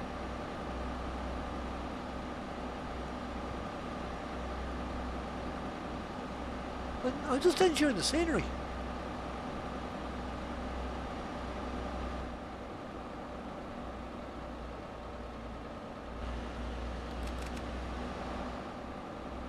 But they got the same mindset. And whether they were 21 years old or 10 years old, I don't know. But they were certainly driving in a mature fashion. You know, so there are good players on there. Just not many it seems.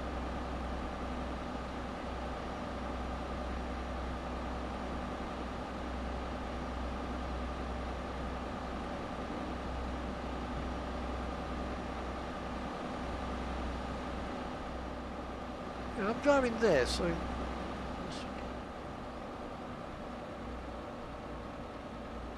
I've got some feedback and some resistance.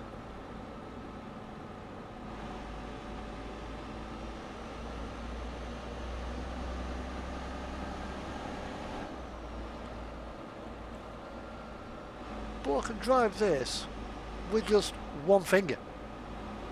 I'm not fighting anything.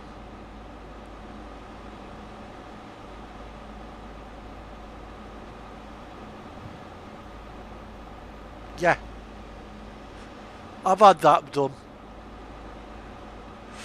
In fact, I was going down one road and it's like some guy comes past me. It's the microphone button. Enjoy the ditch. What? Waste off in the distance. About four corners down the road, there he is, in the ditch.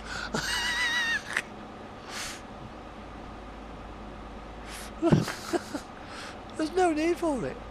You know, it just goes to show that they've got their minimum draw distance because you're running the computer on a fucking toaster.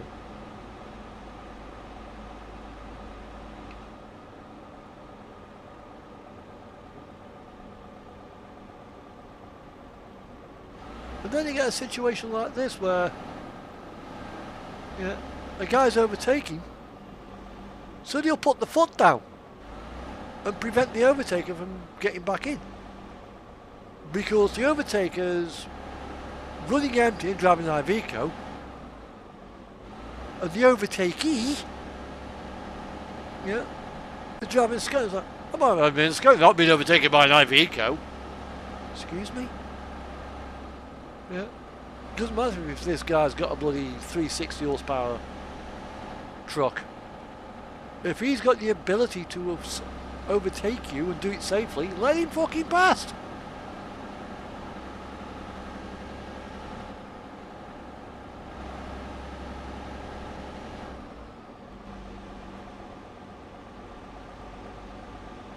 I used to drive a DAF XF105.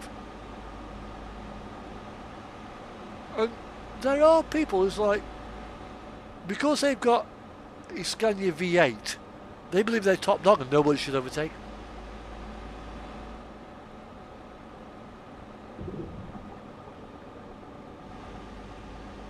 I mean, if someone's faster than me and wants to get by, yeah, fair enough. On you go. Enjoy.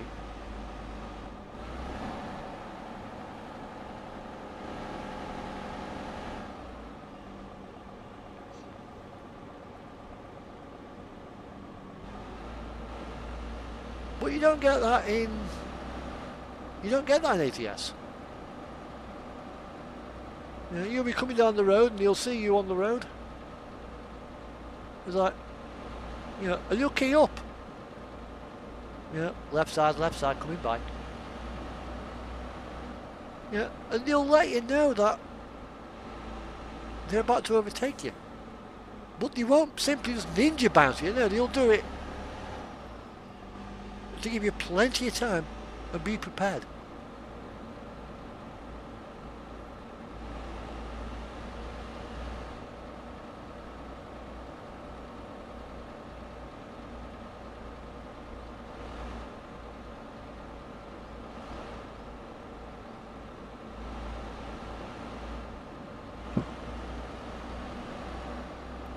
Exactly. And when you are on TMP servers, and again in convoy mode, the time clicks on. So if you have to reload a save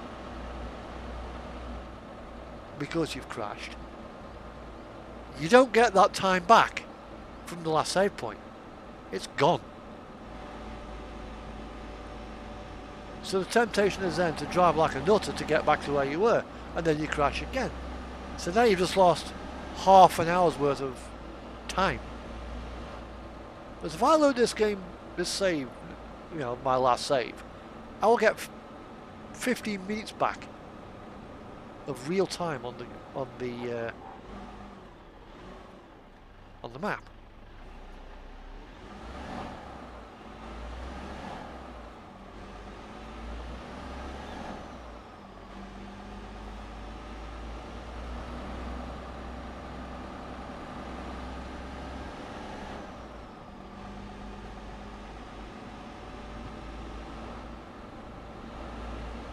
Yeah, they do. I don't know why. Whether it's because it's all Americans playing the game, I have absolutely no idea.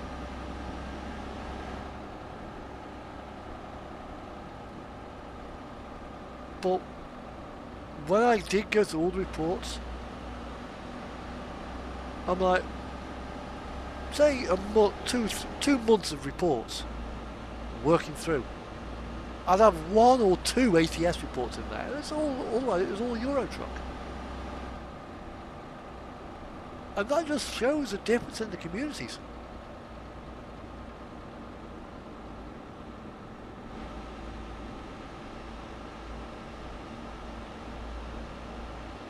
You know, because there's still, say, 1,000 players, say, for example, 500 players on each server. So you'd expect there to be the same ratio of reports. Nope. There are less idiots on ATS.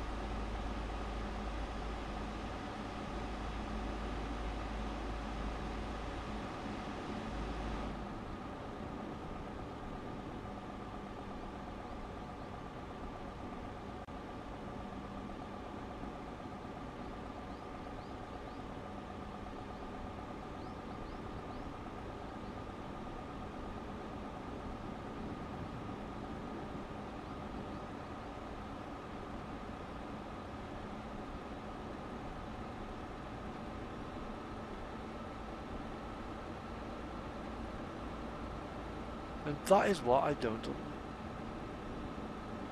you know, I don't get about the Euro Truck players. Why they don't have the same respect for their other players. Because it's still the same hierarchy in ATS. So, yeah. If you've got a W900, yeah, you are the same status as a guy that's in Euro Truck driving a Scania V8.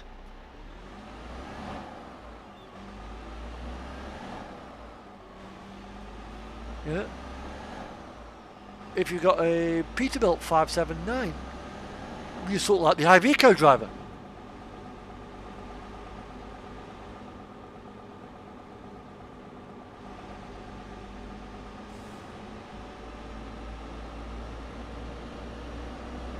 No, you can't at the moment, but it is getting better. You know, we are getting a few more states coming through. I think there's Kansas, Nebraska and Arkansas in work at the moment. Have we got Kansas? Well, certainly Nebraska and Arkansas coming anyway. Yeah, more mature players.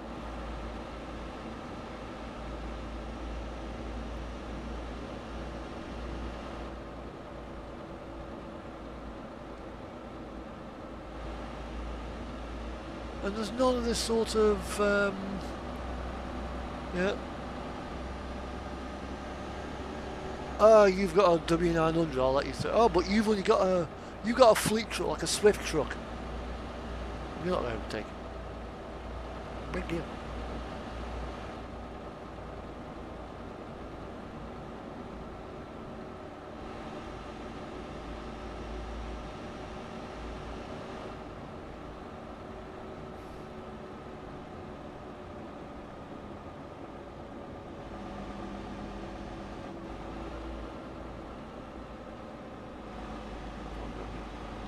Ah, 38 kilometers.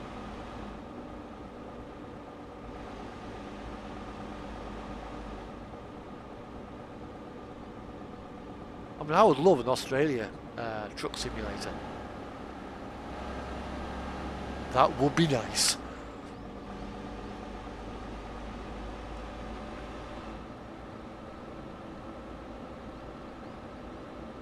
So I could actually have my favourite truck in the game.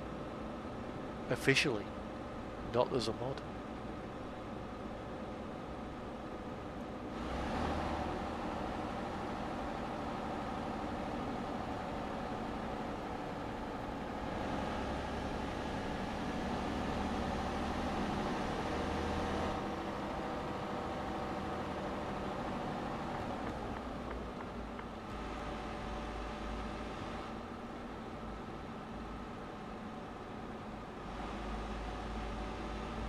Yeah, you can as an add-on map.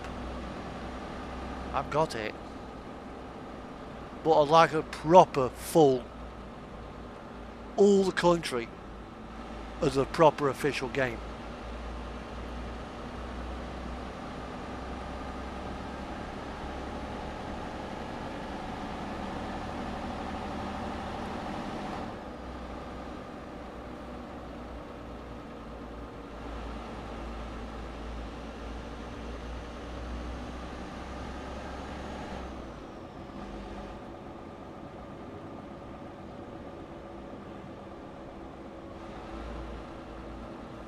That could certainly bring some entertaining challenges.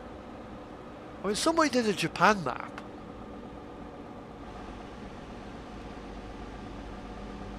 I remember having that map. Well, it wasn't very big.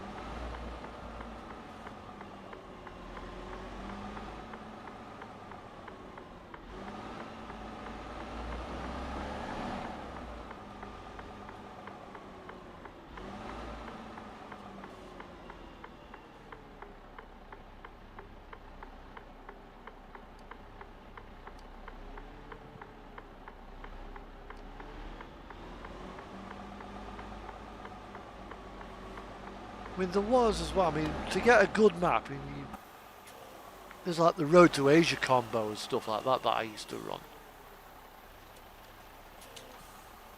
That was nice. Right. Let's deliver this. 1,014 kilometers. Right, okay, continue. Right, let's see where I am in the global statistics for...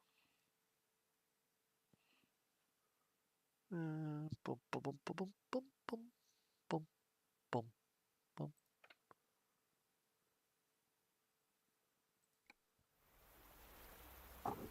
Right, F5. Okay, radio, statistics, colleagues, advert, fuck off.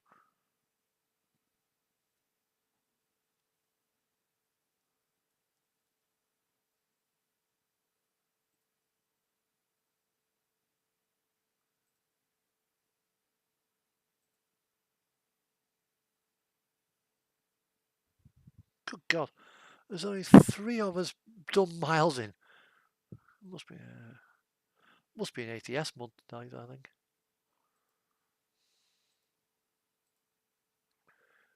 Right, I'm going to stop here for now. I'm going to exit this game. And I'm going to open up American Truck Sim. Let's do a couple of jobs on there, shall we?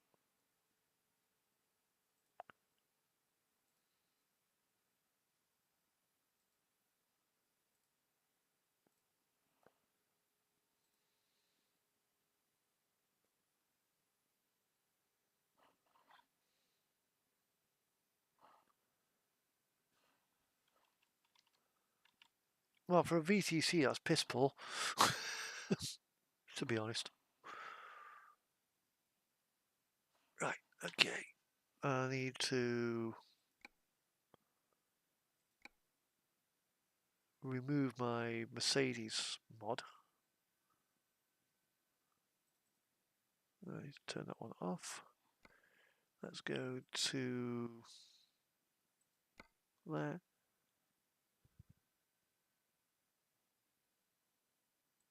Right, I will be back in a moment. Yeah, and guess what? So am I. I'm going to have a cup of coffee as well. And a leak. And check up on the kitties.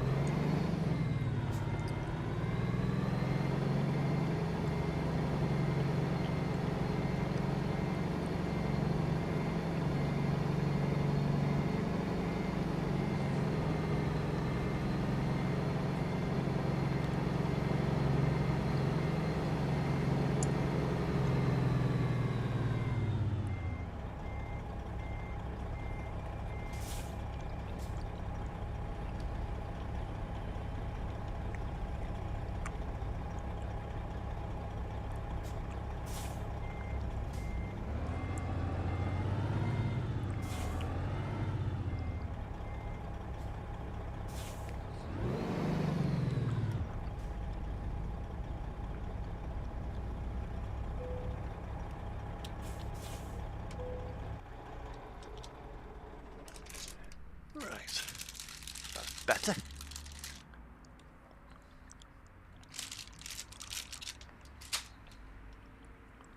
Well,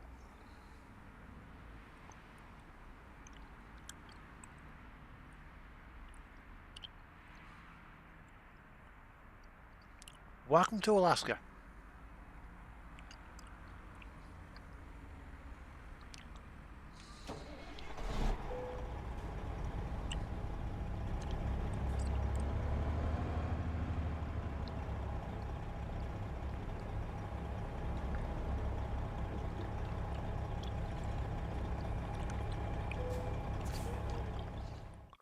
And we are going down, we are going south.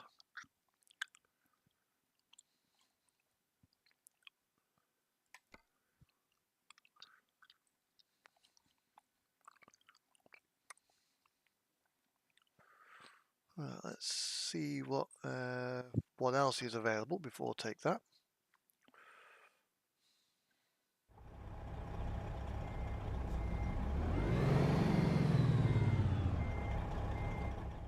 Right, job market, cargo market. Let's see what's in Prudhoe Bay. Computers. 70,000 pounds. Okay, let's go for something long distance. Anchorage, Merritt, British Columbia. Pallets, packaging, fireworks, yogurt. Strange grain. Paper to Wazilla. That's quite a decent load. Fairbanks. I think basically it's gonna be longest load. Fruits, empty bottles. Fairbanks. What's a little bit longer than Fairbanks?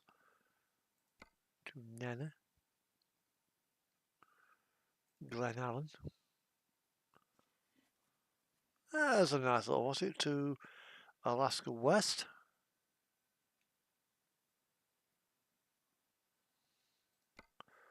Pilots to Valdez.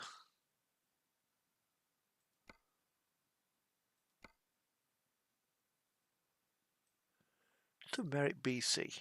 Yeah, we'll take this one.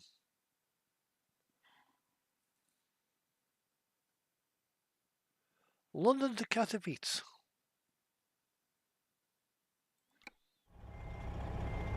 Nice.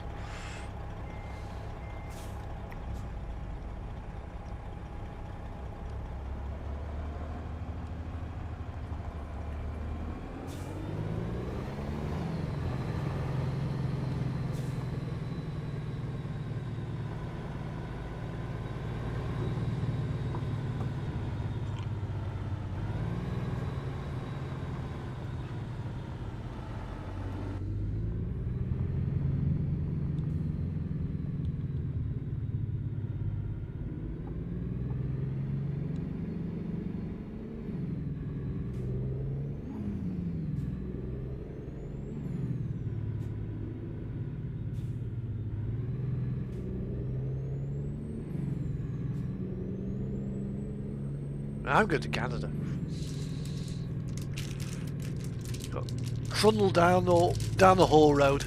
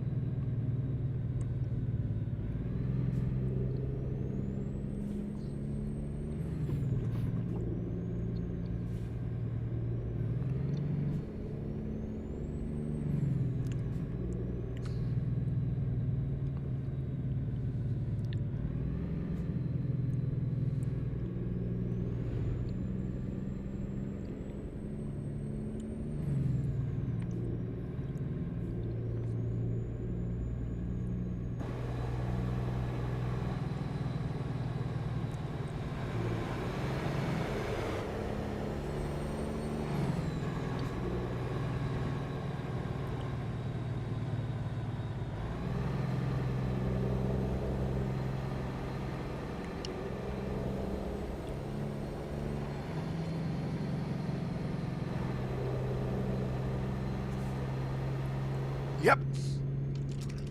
It is actually the Dalton Highway as well, so...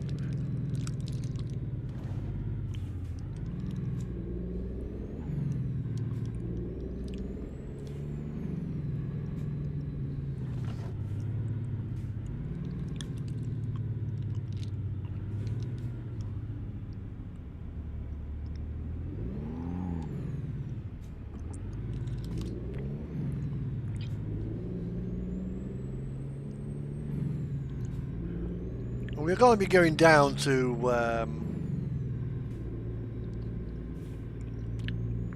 bottom end of Alaska, I think.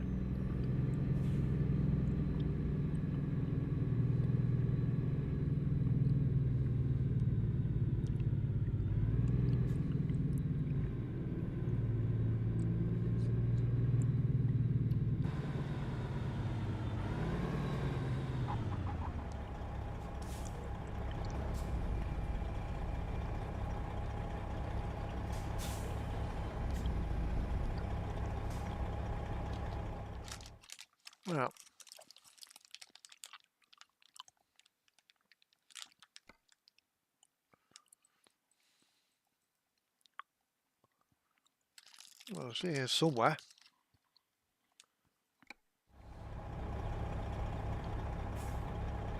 What's that?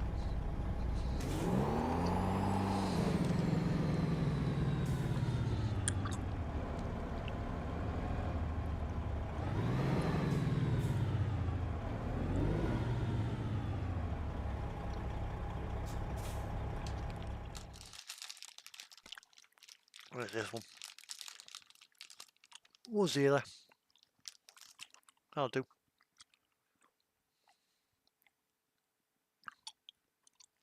That'll do for now.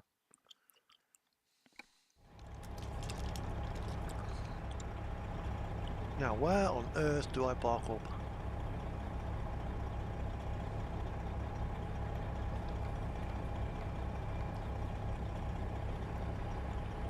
That's not there somewhere.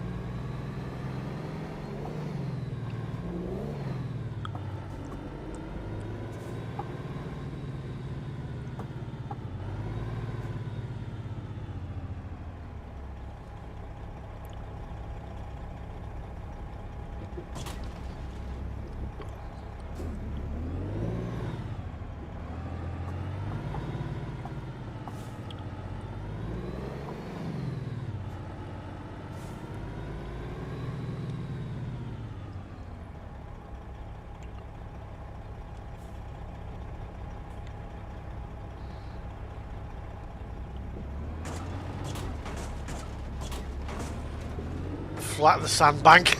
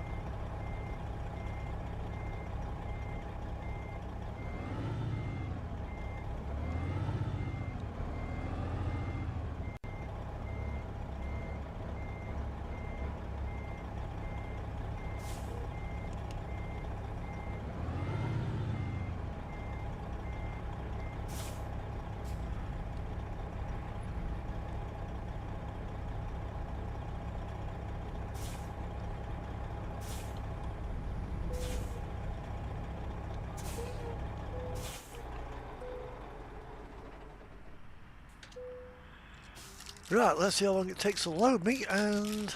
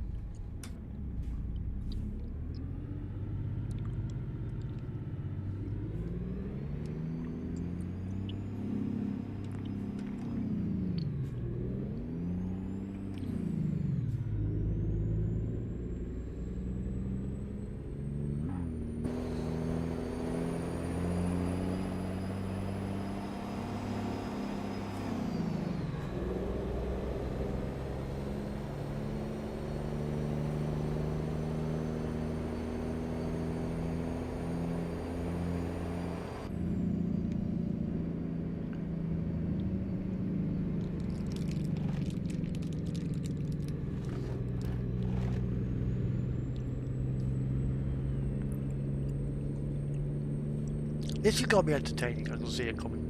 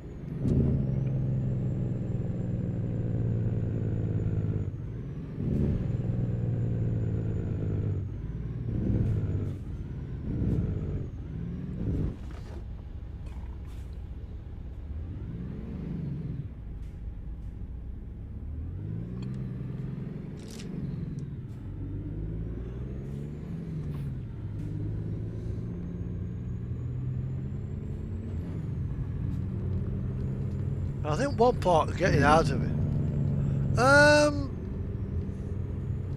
It's not bad.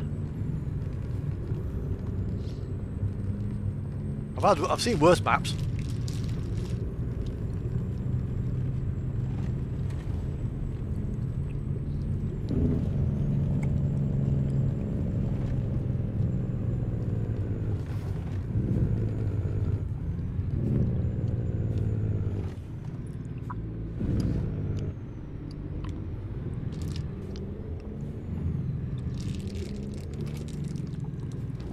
It's the entire Dalton map. It goes right the way down to Anchorage and the likes. But Fox River, where this is based, I had a look on Google Maps at Fox River in Alaska. The house that is my depot actually exists, and the Fox River actually looks like what it does on Google Maps, so I think it's pretty accurate.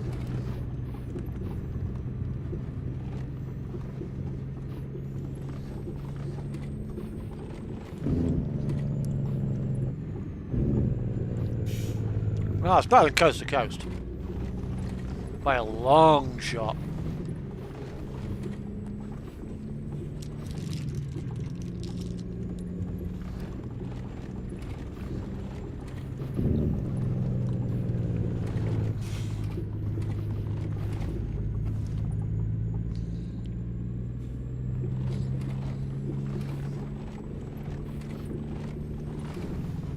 I mean, it certainly feels like, I mean, the steering wheel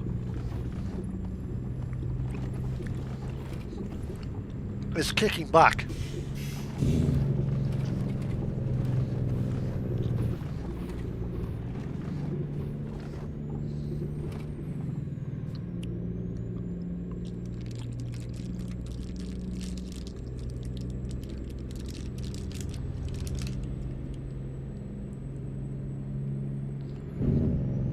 The only thing I don't like about it is it's made the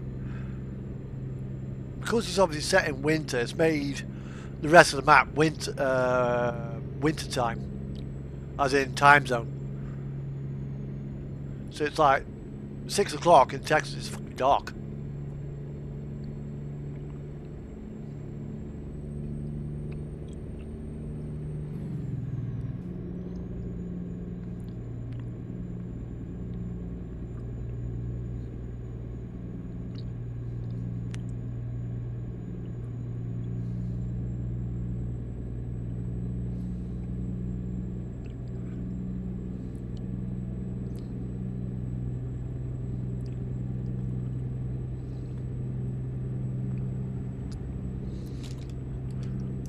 Well, little places like, yeah, oh shit corner.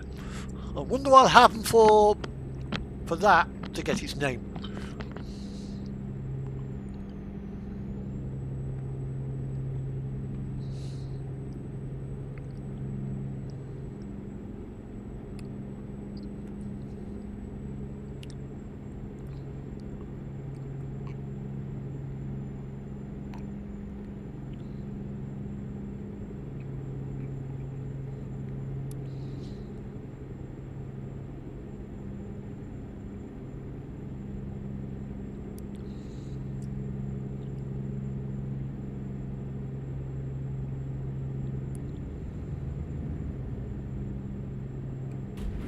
Whoa, it's good you've got a bull bar. Friction on the road is reduced in this area. Unfortunately, that requires a mechanic that isn't available in the game, even the stock game. So unfortunately, no, you can't.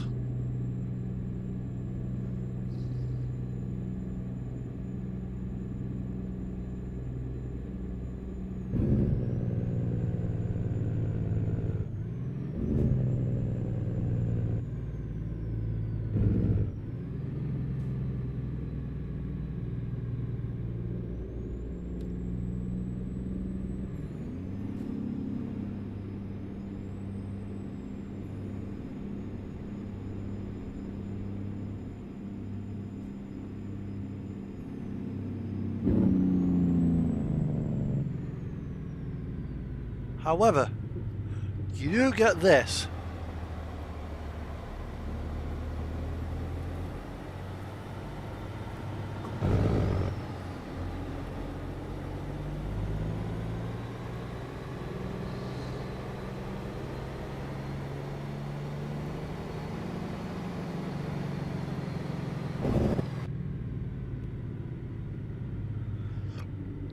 Well, I wouldn't be taking the Crown Vic through there.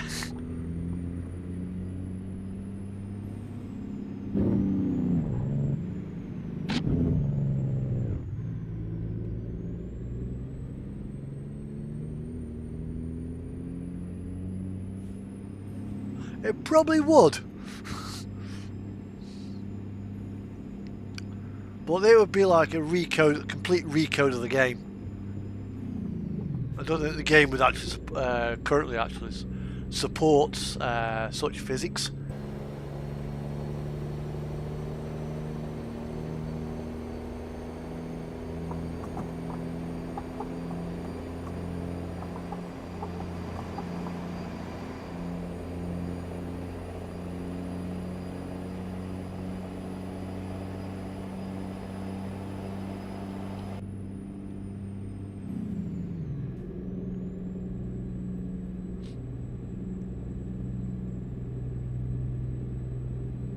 But compared to Canadream and Coast to Coast,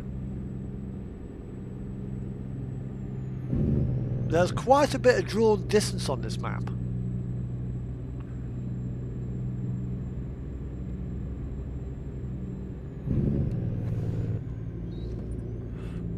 And yeah, you can get into a tank slapper.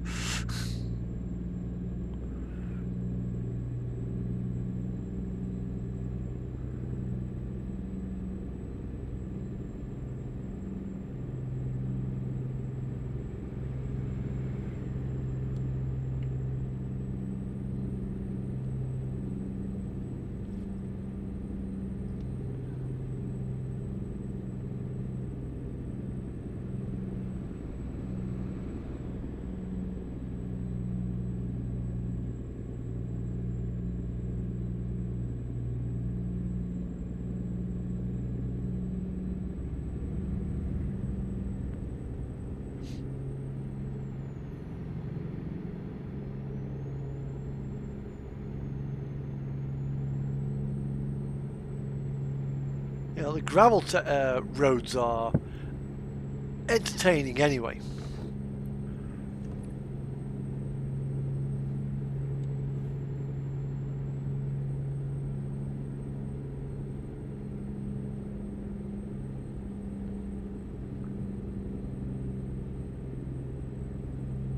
Although I do miss the Northern Lights, because they will be visible at night out here.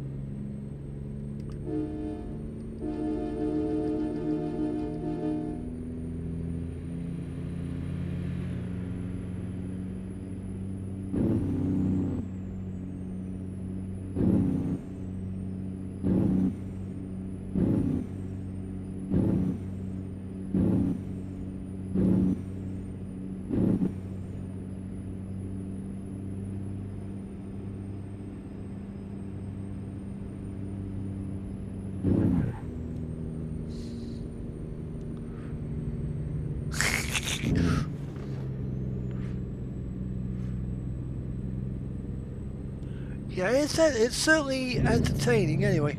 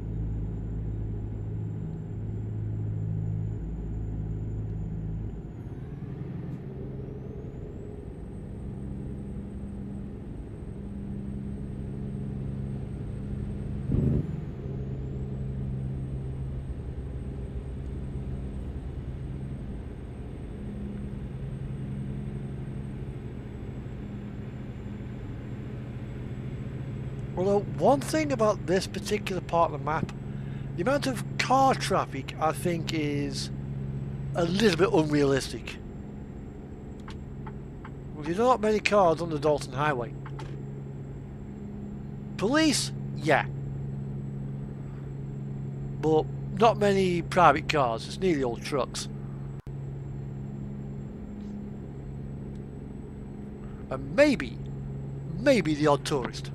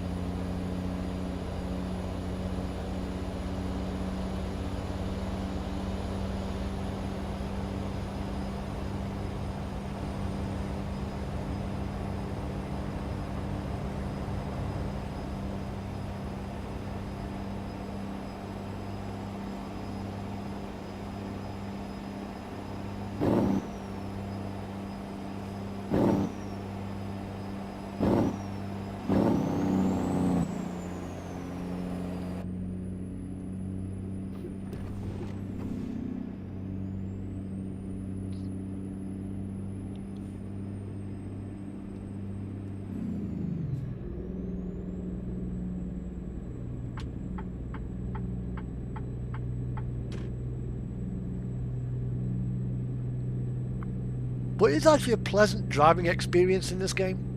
I do like this, this particular map.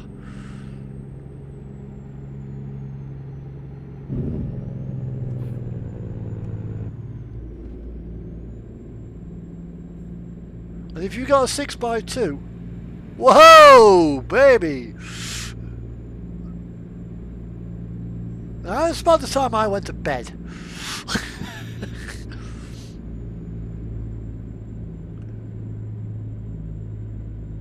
Piece of advice, if you're tired, turn your game off. Yeah, I doubt. I think I'll be making that decision as well.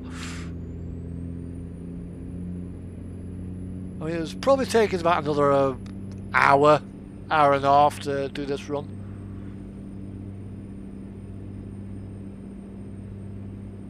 I mean, what have we got? 35 hours.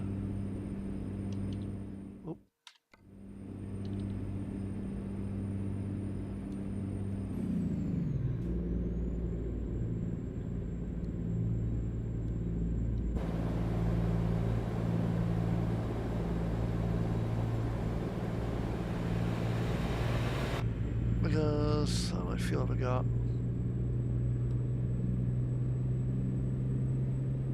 About half a tank. Might make cold foot.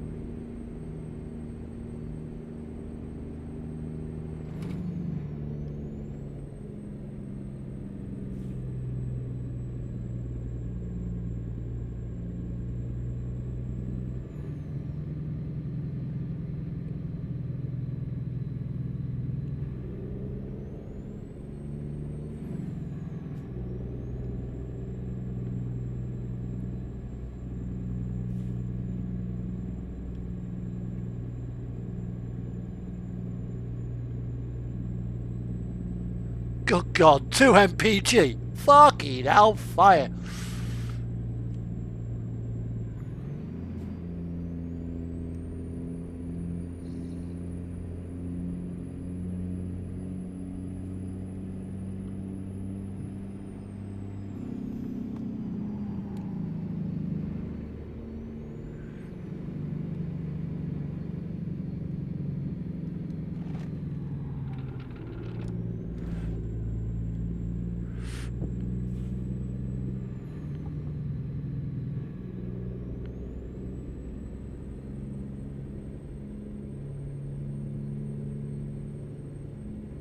Well, if you've got the next 2 days to do a job, you may as well make the most of it. But no need to burn yourself out. Not for some crazy little shitty computer game.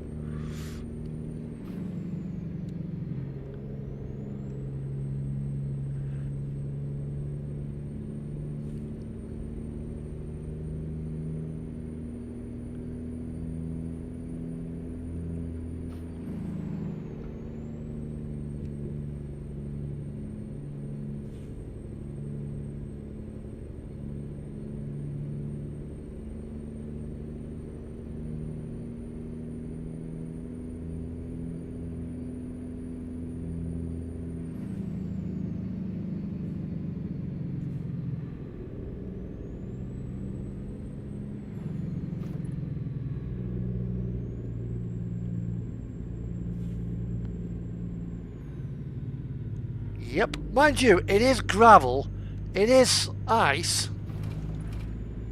and it is very uppy downy.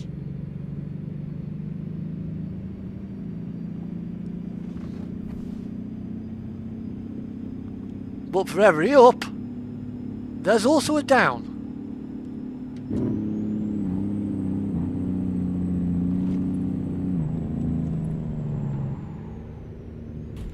Whoa!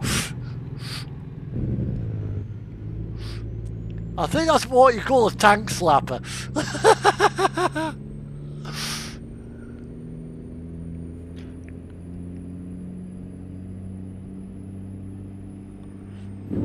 And yeah, I am driving like a complete twat. So I kind of deserve that.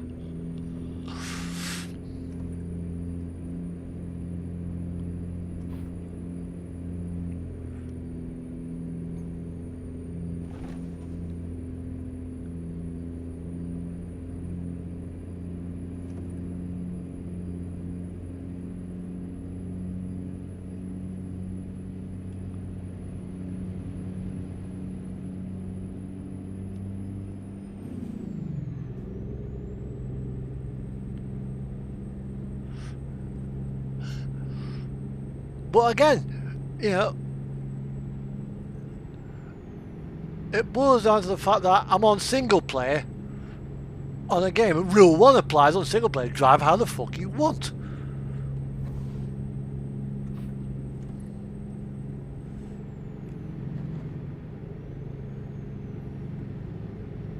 Well, I'm just having fun. After all, no damage is I've got a no damage mod on this active, so I can't dent my truck, so I can drive it like a complete twat and get away with it. Although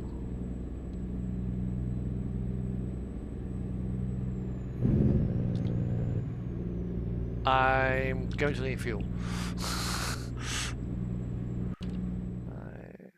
I think I can just about make Coldfoot.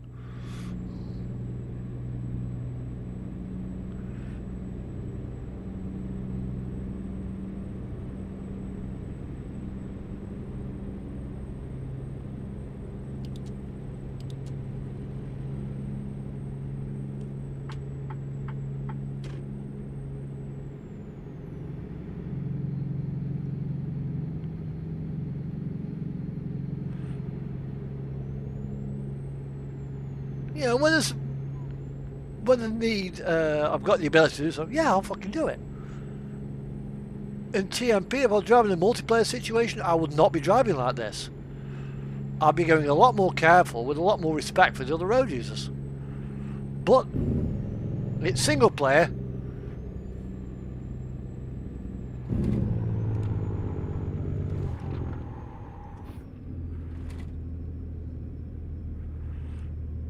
If you get into a tank slapper, just lift off.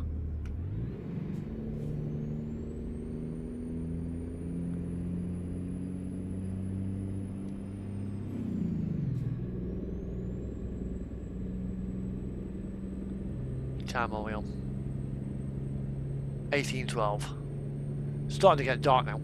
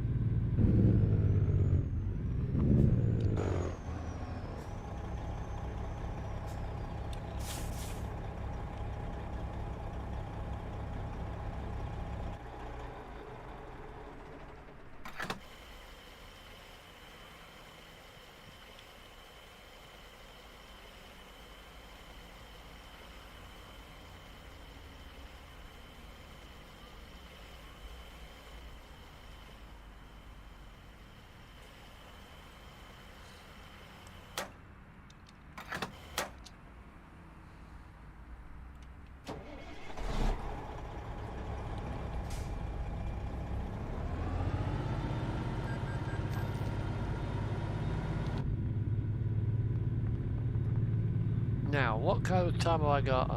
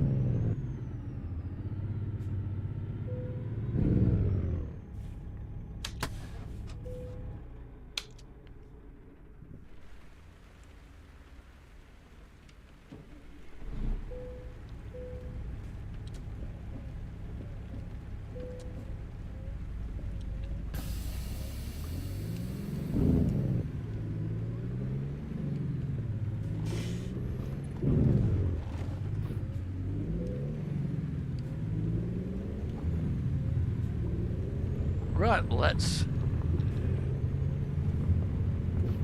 I think we're now back onto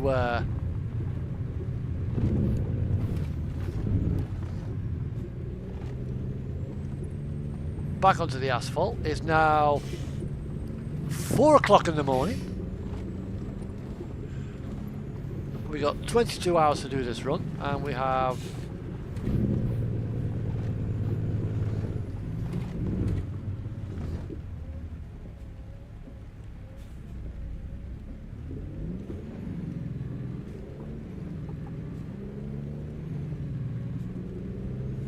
I think it's asphalt now all the way down. No, maybe not. I think we've got a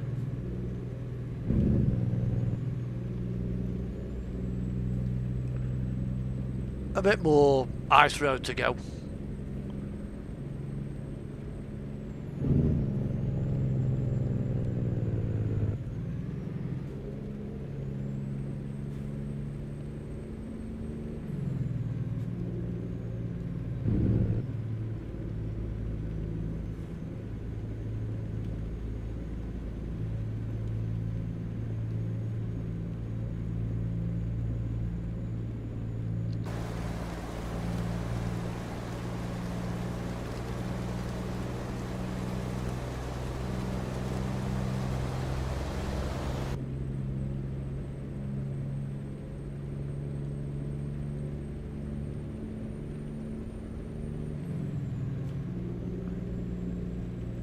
And on the map, as we come down, they actually do get, I think, the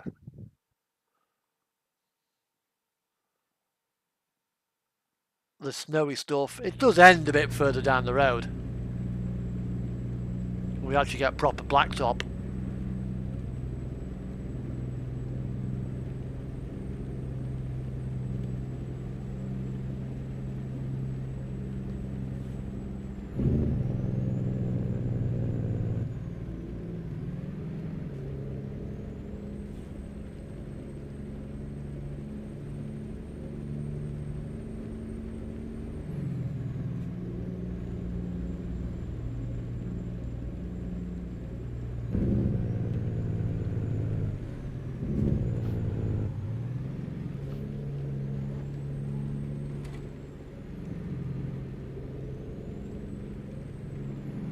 But you can imagine TMP if this were the, you know, trying to get some guy coming down here, no speed limiter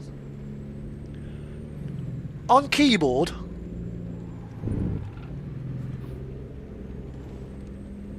trying to do about 120 kilometers per hour, and then wonder why they can't control their truck. Because hell, I'm sliding around at doing 40 mile an hour.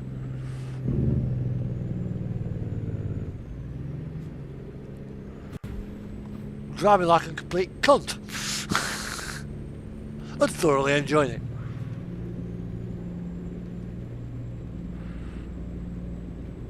And yeah, I'm having to work the wheel.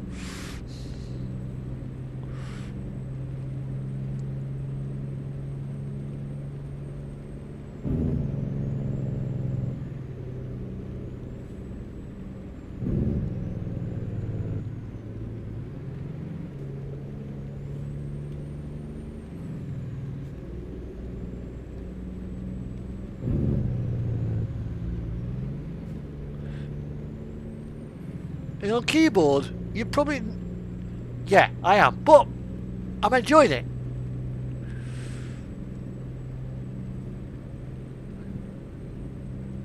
Because I'm not having to, you know, although, yeah, I'm fighting the truck.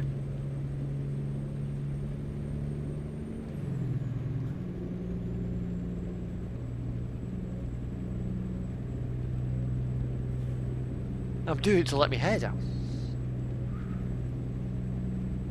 But a lot of TMP players, they'd be wanting to do this all the time.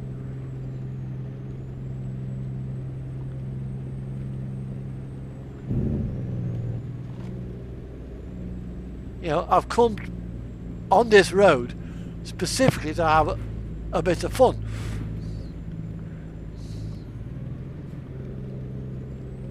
Not necessarily to drive like an angel.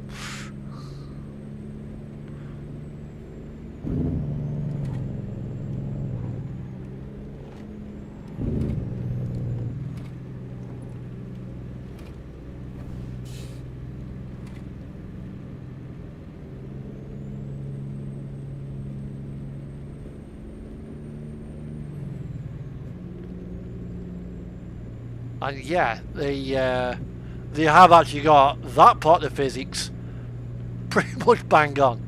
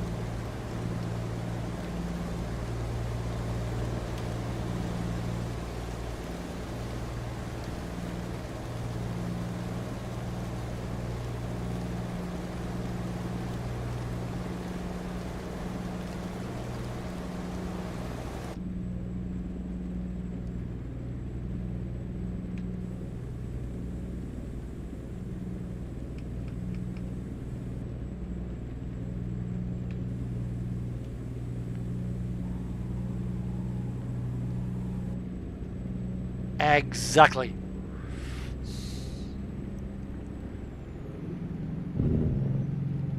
And that's the mindset that TMP players need to get out of.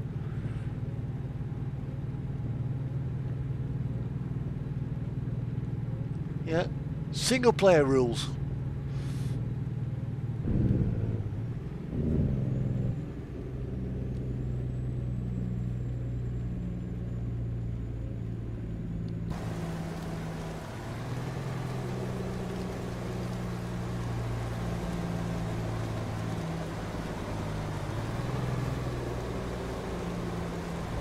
I'm actually being pushed up this hill by a bus.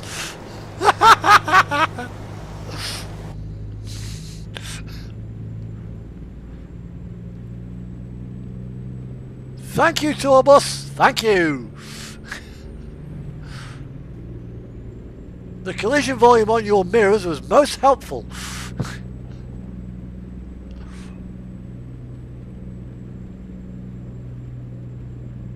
Although, with convoy mode, I honestly think that TMP's days are numbered.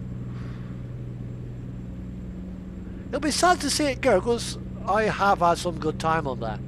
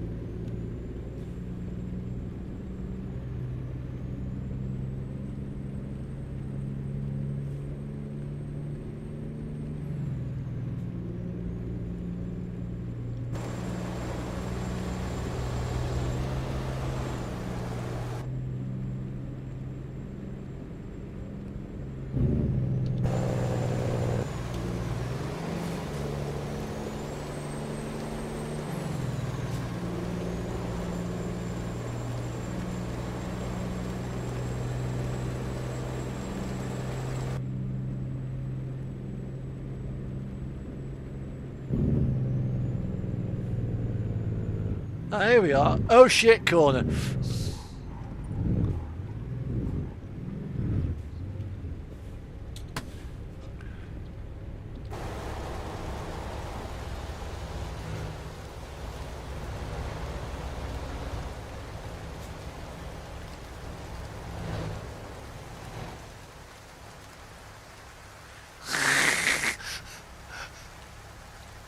I wonder how that place got its name.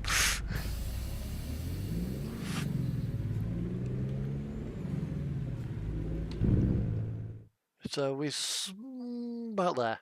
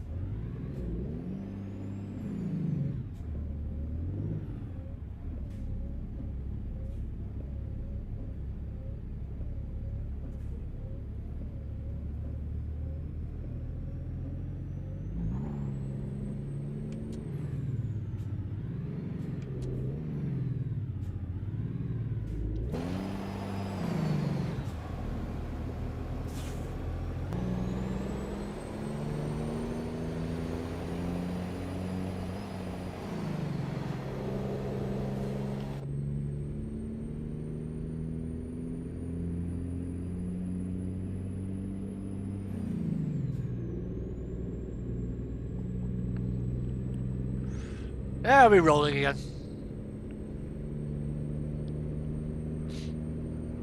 I think somebody must have come down that hill a little bit too quick. Got themselves into the tank, something goes, oh shit! Crunch! Well, this hill is just the other side of oh shit corner.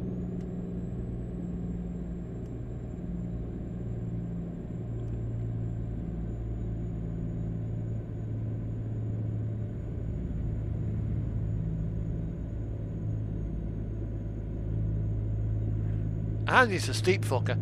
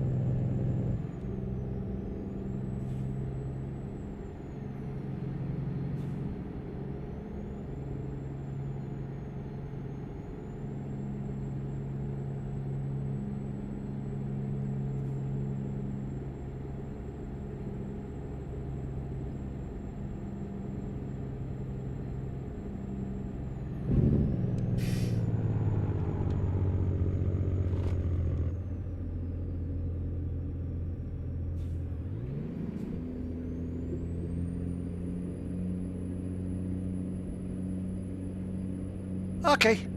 Have a good weekend and have a great week.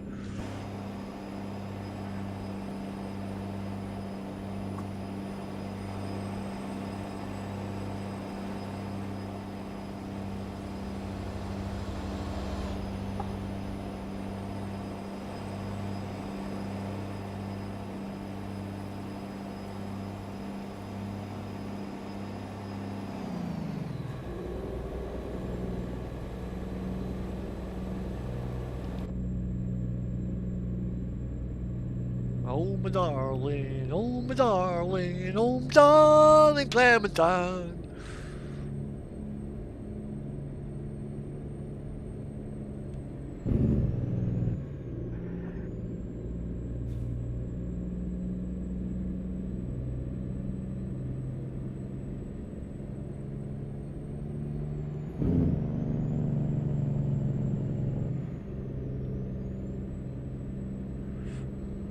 Always do, brother, always do, buddy.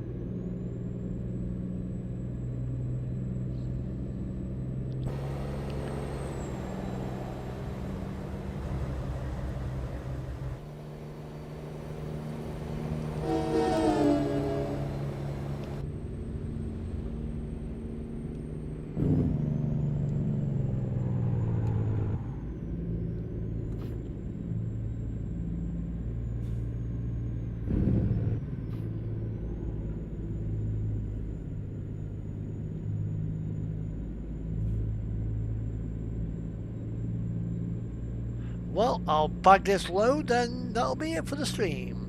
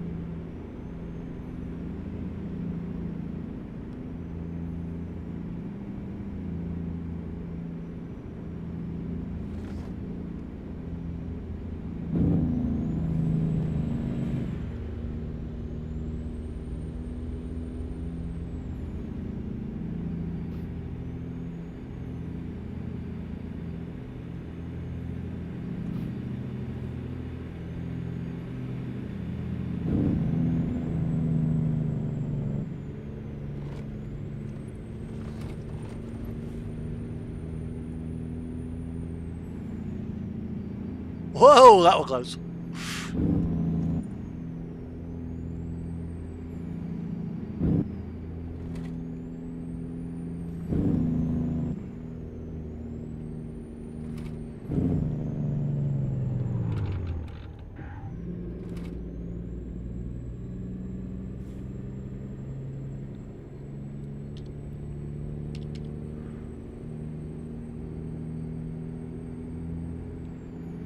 so I'll do, I will quickly park up here because I want to pee.